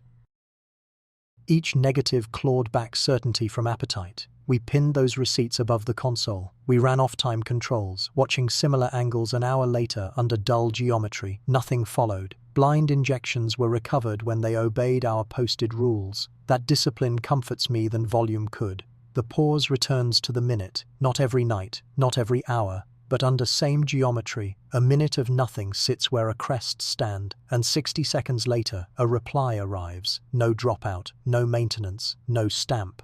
Courteous coincidence or rule we do not know how to name. Now I ask what survives daylight. We detect a repeatable, low-amplitude quasi-periodic contour that keeps phase across distant baselines, independent of human schedules, within a protected band near the sun. Polarization holds through scheduled swings. Amplitude prefers shyness to triumph. Spacing drifts with geometry. The effect dies when we step off axis or switch bands. The city's loudness hurts but does not erase timing. These are sentences I can say to a hostile room and still keep and travel.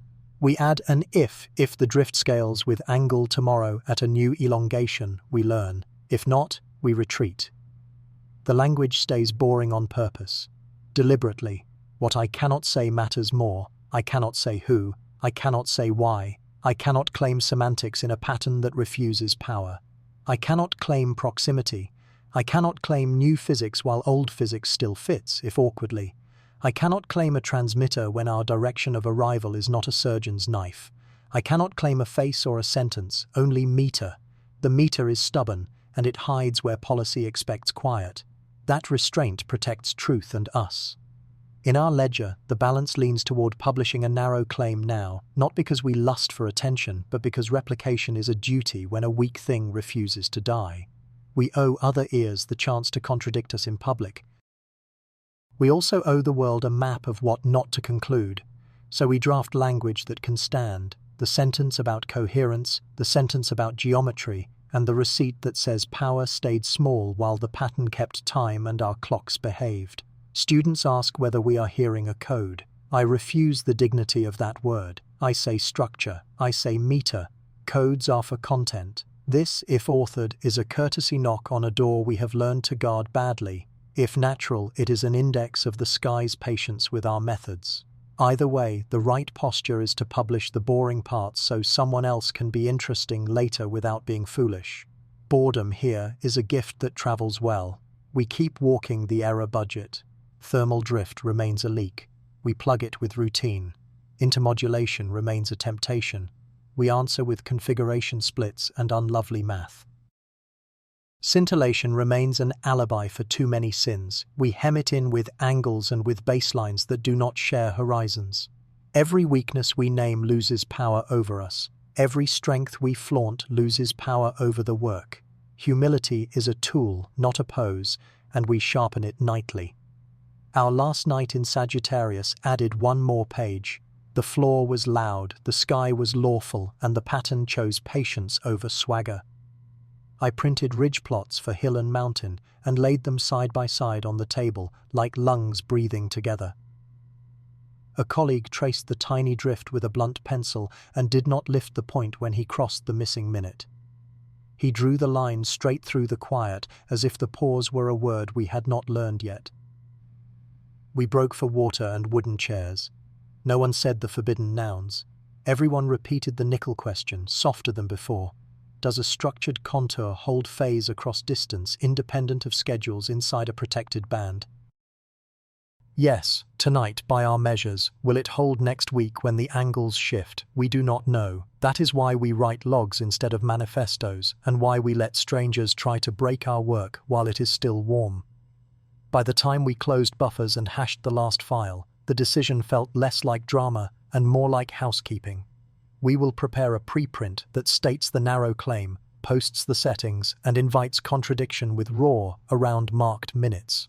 We will not decorate. We will release code that is dull on purpose.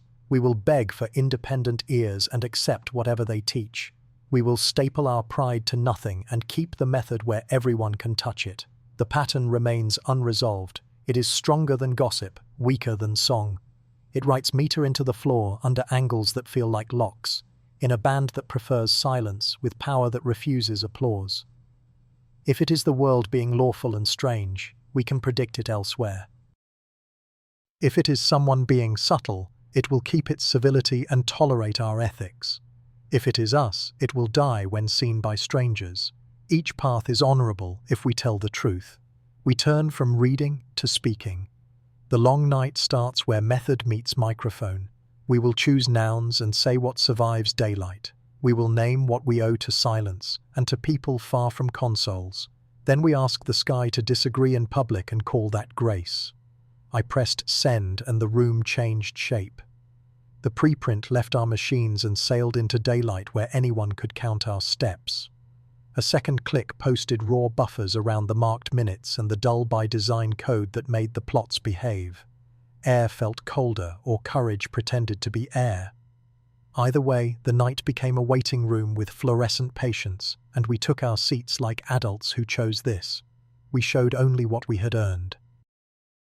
The abstract said the boring sentence, a repeatable low-amplitude quasi-periodic contour, keeps phase across distant baselines, independent of human schedules, inside a protected band near the sun with a steady polarization hand. Amplitude refuses to rise under attention. The effect dies off axis, and in adjacent bands, methods followed like receipts, center frequencies, bandwidths, integration times, carousel schedules, off-axis grids, and clocks that agreed line by line in public logs. We published the error budget beside the figures so readers could watch confidence leak and see where we patched it. We also sent rules to the press office and read them aloud to flush out vanity. Speak small, title neutral. 3 stock answers. We observed coherence. We do not claim semantics. We invite replication. Decline hypotheticals. Decline personality pieces. Decline the hunger for faces and motives. If someone asks for glitter, hand them a plot that does not sparkle. We were not hiding. We were protecting the question from adverbs. Waiting became a shift. We treated the repository like a monitor and the issue tracker like a console line. One teammate watched for pull requests and unit tests. One read email like a lawyer. One listened on a public channel where patient strangers speak in complete sentences. Every 2 hours, we logged the state of the conversation. Questions answered, receipts posted, errors corrected in public with thanks. We brewed coffee that tasted like procedure and set a timer that reminded us to stretch and blink. External ears found us quickly. A small university station rebuilt our pipeline from the README without writing first, then posted a cheerful hello that matched our floor plots within a hair. A large observatory replied with courtesy and a calendar. They would test under comparable geometry next week, with their own polarization schedule and their own moat. The contrast felt healthy. Enthusiasm makes friends. Calendars make evidence. We pinned both notices above the console and circled their window in pencil. Open critique arrived with manners and teeth. A communications engineer asked whether carousel pulses could bleed into lag space. We posted control minutes without stamps. A radio astronomer wanted denser off-axis fans near a troublesome azimuth. We posted the lattice and admitted the gap that used to live there. A signal processing group asked about window choices and alias risk. We posted parameter files and a comparison run. The point was not to win. The point was to make it trivial for a skeptic to reproduce our steps and find their own feet on the same floor. Near midnight, another dish posted a public null. Their plot looked like a good night should look. Flat floor, honest boredom, no ridge riding it. Geometry was unkind for them. Elongation wider, phase less obliging, and their city louder. We wrote thank you and meant it. A clean null trims fantasy and feeds the prior. We moved a sliver of belief away from dust-like stories that require forgiving angles. We moved a sliver away from romance in general. We logged the adjustment and taped the note beside our if-then tree. An hour later, a mid-latitude array sent a partial echo. They saw a faint contour that kept phase across their east-west baseline, but preferred the opposite polarization hand. The drift with geometry rhymed, the power stayed shy. We offered 3 bridges, a different feed orientation that our wording had obscured, a dust lane crossing their sightline that we had dodged, or an artifact that learned geometry at their site alone. We asked for their carousel schedule and sent ours again, cleaner, with stamps marked in plain ink. Inside our room, friction warmed the chairs. Pride wanted applause for restraint. Fatigue wanted sleep for free. Fear wanted to call the whole thing a misunderstanding and go teach orbital mechanics until the budget forgot our names. Confusion wanted to tune one more knob. We returned to the oldest rule we own: write it down before you trust it, and trust it only after someone else signs. People quieted. The repository looked like a garden someone had actually weeded. Then the mid-hook rang the phone at 0041. 4 words, steady and dry. We see your contour. The voice belonged to an array far enough away that weather and politics spoke different dialects. Their settings matched ours within small mercies. Their time marks sat on ours like twins. They promised plots in the morning and roar around the minutes in question by noon. We did not cheer. We wrote the call into the log with the same punctuation we reserve for power failures and clear skies. Then we made tea. The call forced a gate we designed in daylight. Do we iterate or do we freeze? Iteration buys the thrill of improvement and the danger of moving goalposts. Freezing buys the virtue of comparability and the danger of missing a chance to learn while the sky is generous. Our rule said, freeze for 1 window beyond first replication, then iterate with partners on record. So we printed the word freeze and taped it above the console. Parameters would not move, only the world would. With parameters pinned, we drafted an addendum plan, a short note no earlier than next week. contingent on independent plots arriving with clocks that made us proud. We committed to a failure mode too. If external nulls outnumber echoes 3-1 under favorable angles, we retire the claim to a methods paper and write a love letter to clean boredom. That promise felt like a floor under us, not a trap. We wrote it where we would see it when interviews tried to warm our blood. A local journalist asked for a tour. We said yes and made the room boring on purpose. We showed the public log scrolling like calm rain.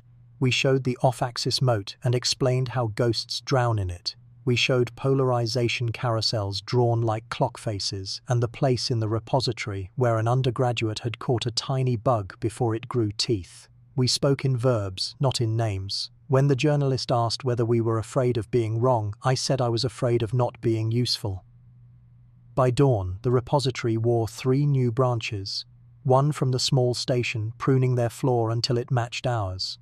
One from the mid-latitude array, annotating the hand mismatch.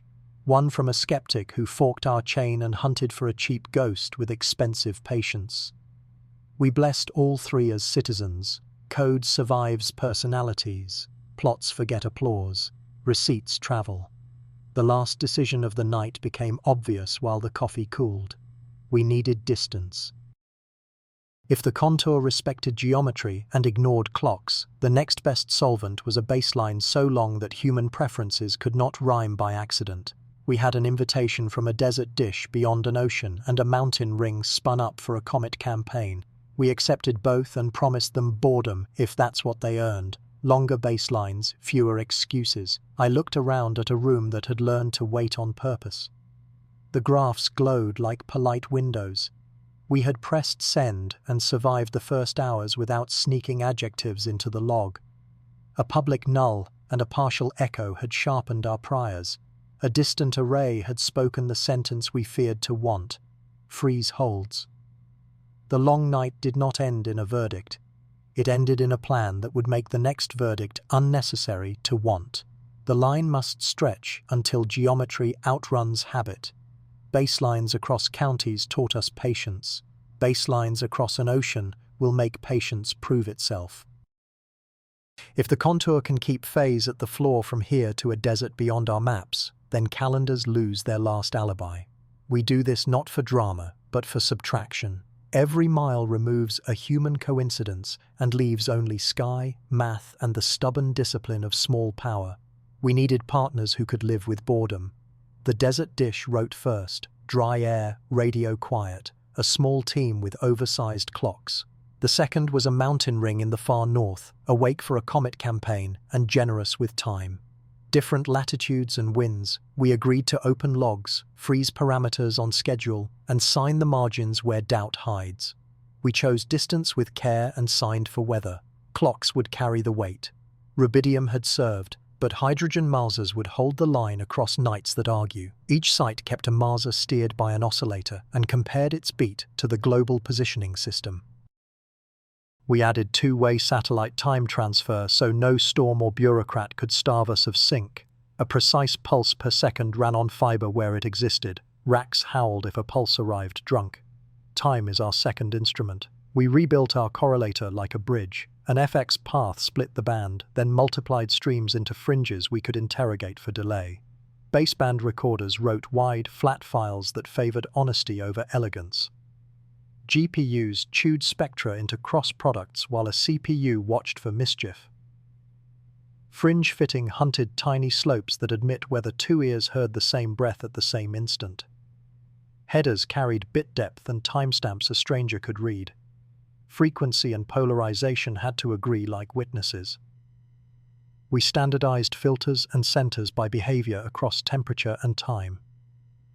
We declared Stokes conventions in advance and mapped every feed orientation onto one defensible frame. IAU versus IEE became a poster above the consoles so no one could misremember a minus. Carousel swings were scheduled to the second and written where weather and pride could both see them. Logistics tried to turn the night into a bureaucracy. Power needed redundancy and the right hum. Cooling needed a backup willing to sweat. Customs-eyed cases carrying low-noise amplifiers and mouse parts that hate fingerprints. Spectrum permits age faster than cable jackets. We wrote a rule. Photos in machine rooms may capture screens, not serials or keys waiting for thieves. None of this is glamorous. All of it is astronomy. The path up is through vapor and plasma. Tropospheric water delays bent timing. Radiometers watched the sky blink and told us how much to steal back. The ionosphere colored phase, dual-frequency GNSS receivers, and total electron content maps kept score. We wrote space weather into the plan as a crosswind of pilot names before takeoff.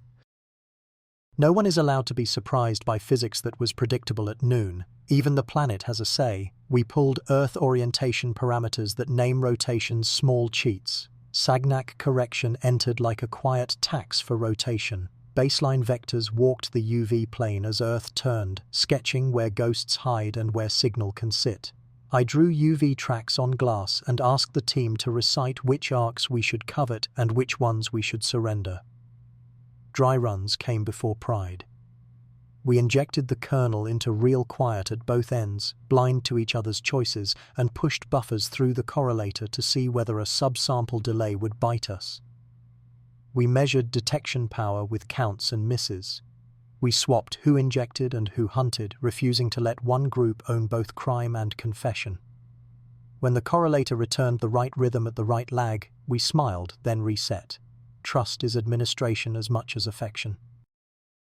We wrote memoranda with plain words: who owns raw when, who signs what, who speaks first, and who may say no. We nailed down a public cadence so nobody could claim we played keep away with data. We adopted the freeze rule across borders and told each other where budget ends and patience lives. It felt like law and like love, which is how collaboration should feel. Midway through staging, a ping across oceans teased coherence. A calibration pass that should have been only paperwork spat a faint ridge that lined up through the correlator like a seam found by a tailor. Power stayed shy. Phase behaved as if schooled by the same teacher. We wrote it down and refused to name it out loud. If a rehearsal hums, the orchestra still owes the piece. First light on the long baseline needed ritual, not heroics. Parameters would freeze at noon, not midnight, so fatigue could not bargain. Each site would stamp carousel swings and mirror roar around suspect minutes. The hill would take center, the desert would map off axis, the ring would patrol, then gift us its quietest quarter hour. Go and no-go gates lived on equipment and on us. Abort if a master sulks, pause if space weather spikes. Thresholds are where courage becomes policy. 3 nights of coherence across 3 baselines would earn a slim public claim that promises nothing beyond structure and geometry. 2 honest nulls from partners under polite angles would retire the claim to a methods note. If the ridge wandered or the hand lost its grip under synchronized swings, we would publish the failure under our names. If the ridge stayed and the world yawned, we would thank the world and keep listening. A day before the window, crates closed and signatures accumulated. Hydrogen mazes hummed like disciplined animals. A desert morning promised patience. The ring sent wind like a hand passing over long grass. Our hill adjusted a cabinet and practiced calm. The line we stretch is a ruler across noise, not a bow hunting a target. Oceans do not care. Clocks do. So do people who sign their names beside a promise. On rehearsal morning, we read a dry briefing that saved us from ourselves. Each roll, timer, and planned silence was spoken by someone who hates improvisation. The desert reviewed power failover. The ring rehearsed its off-axis grid until pattern became muscle. We simulated a lost GPS lock and watched the Marsers hold the fort. At noon, the freeze took hold. Configurations were hashed, posted, and signed. Then we drank water and adjusted chairs. Sunset at the hill is breakfast in the desert, and a pale afternoon at the ring. The stagger is a gift. No storm or festival can choreograph our luck. Patience must be coordinated like a dance where partners cannot see each other's feet. We kept chatter sparse and clipped, let clocks speak for us, and banned metaphors on the net. We avoided victory laps in our heads. Then came the whisper we will not name. During a calibration ping, the intercontinental pair held lag inside tolerance while amplitude stayed low. It is a hint, not a claim. Still, It made the threshold feel less like a cliff and more like a doorway we might soon measure. Mid-hook, not a headline. We taped the plot to the wall and wrote, "Wait," in red. First light will decide what deserves words. If we keep phase at the floor 3 nights across all baselines, the proof will be narrow and clean, a structure that behaves like law and refuses volume like a discipline. If we do not, we will publish a beautiful null and add to the literature. Either is an adult outcome, the handoff is set, oceans are between us, clocks are ready, and trust is a verb we will perform in public. We draw the bar in daylight and promise not to move it in the dark. If the work clears that bar, we will speak in one small sentence. If it fails, we will bow without theatrics and write the prettiest null we can. The sky does not owe us a miracle. We owe the sky clarity. Proof for us is narrow and spine-stiff. 3 nights chosen by geometry, not convenience. 3 baselines that share neither ground nor gossip. Coherence of phase across all 3. Inside posted tolerances, while amplitude stays shy. Drift that tracks angles like a tide table, death on command off-axis and in adjacent bands, clocks sober, meet those and we can speak, miss one and we write a clean goodbye. Names tempt, so we write rules that insult poetry. Until proof, labels are only coordinates, bands and dates, technical tags that behave like shelf marks. No saints, no nicknames, no origin myths. Even after proof, nouns must earn their keep by reducing confusion, not raising heat. A pretty name can sit in a drawer. Night 1 on the intercontinental baseline opened with weather behaving like adults.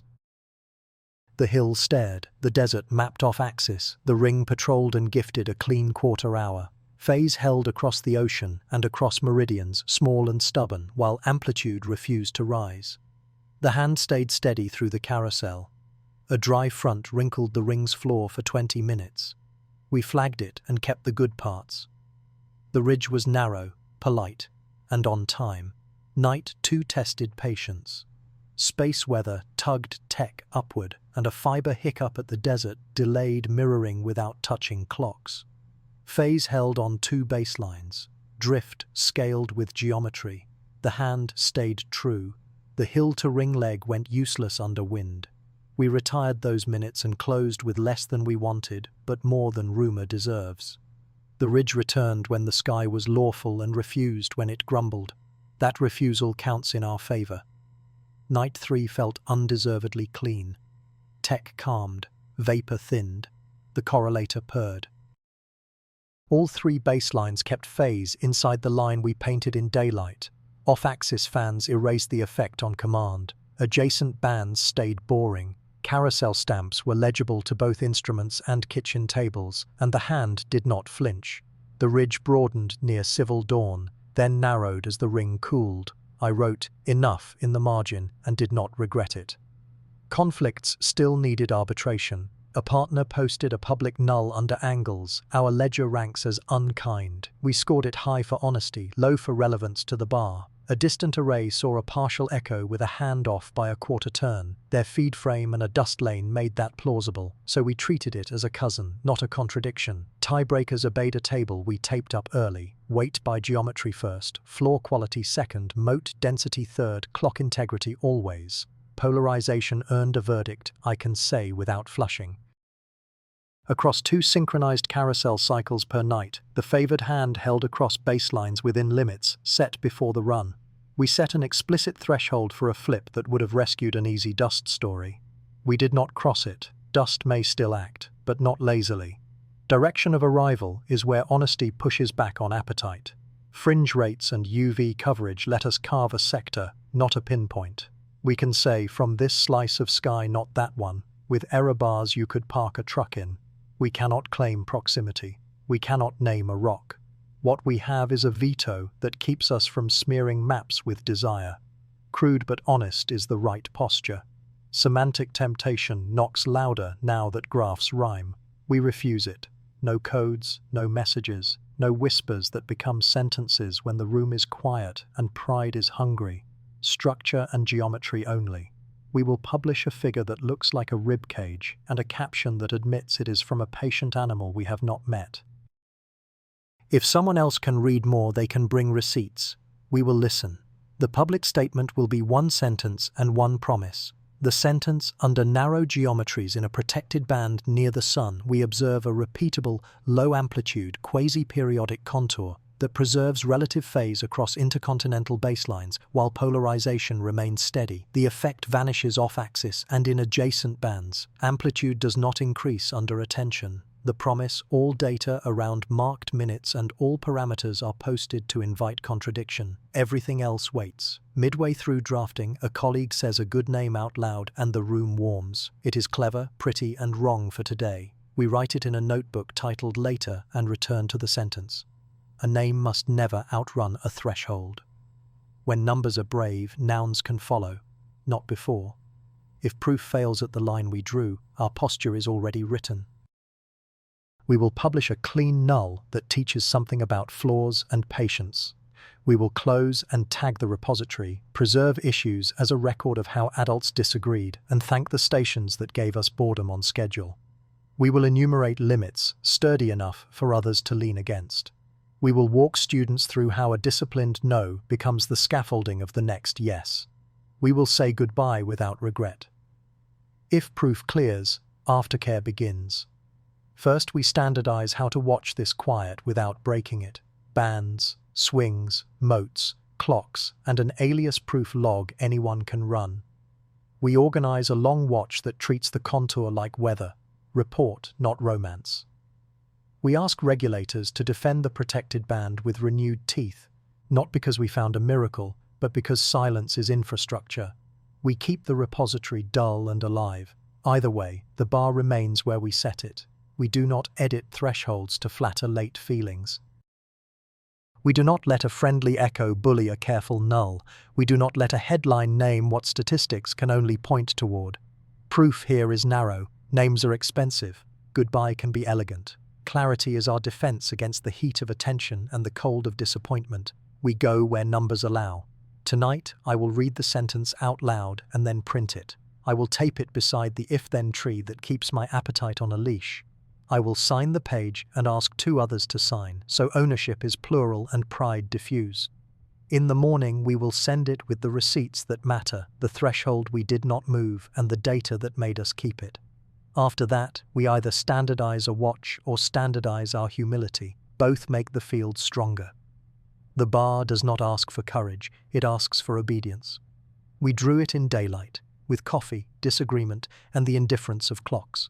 Now we keep it, while the room hums and the graphs try their soft persuasion. Proof or goodbye, the sky gets the last word. We will make ours small, precise, and boring enough to endure. Next, we step into aftercare and standards, long watch lists, quiet consequences, and rules that travel with care.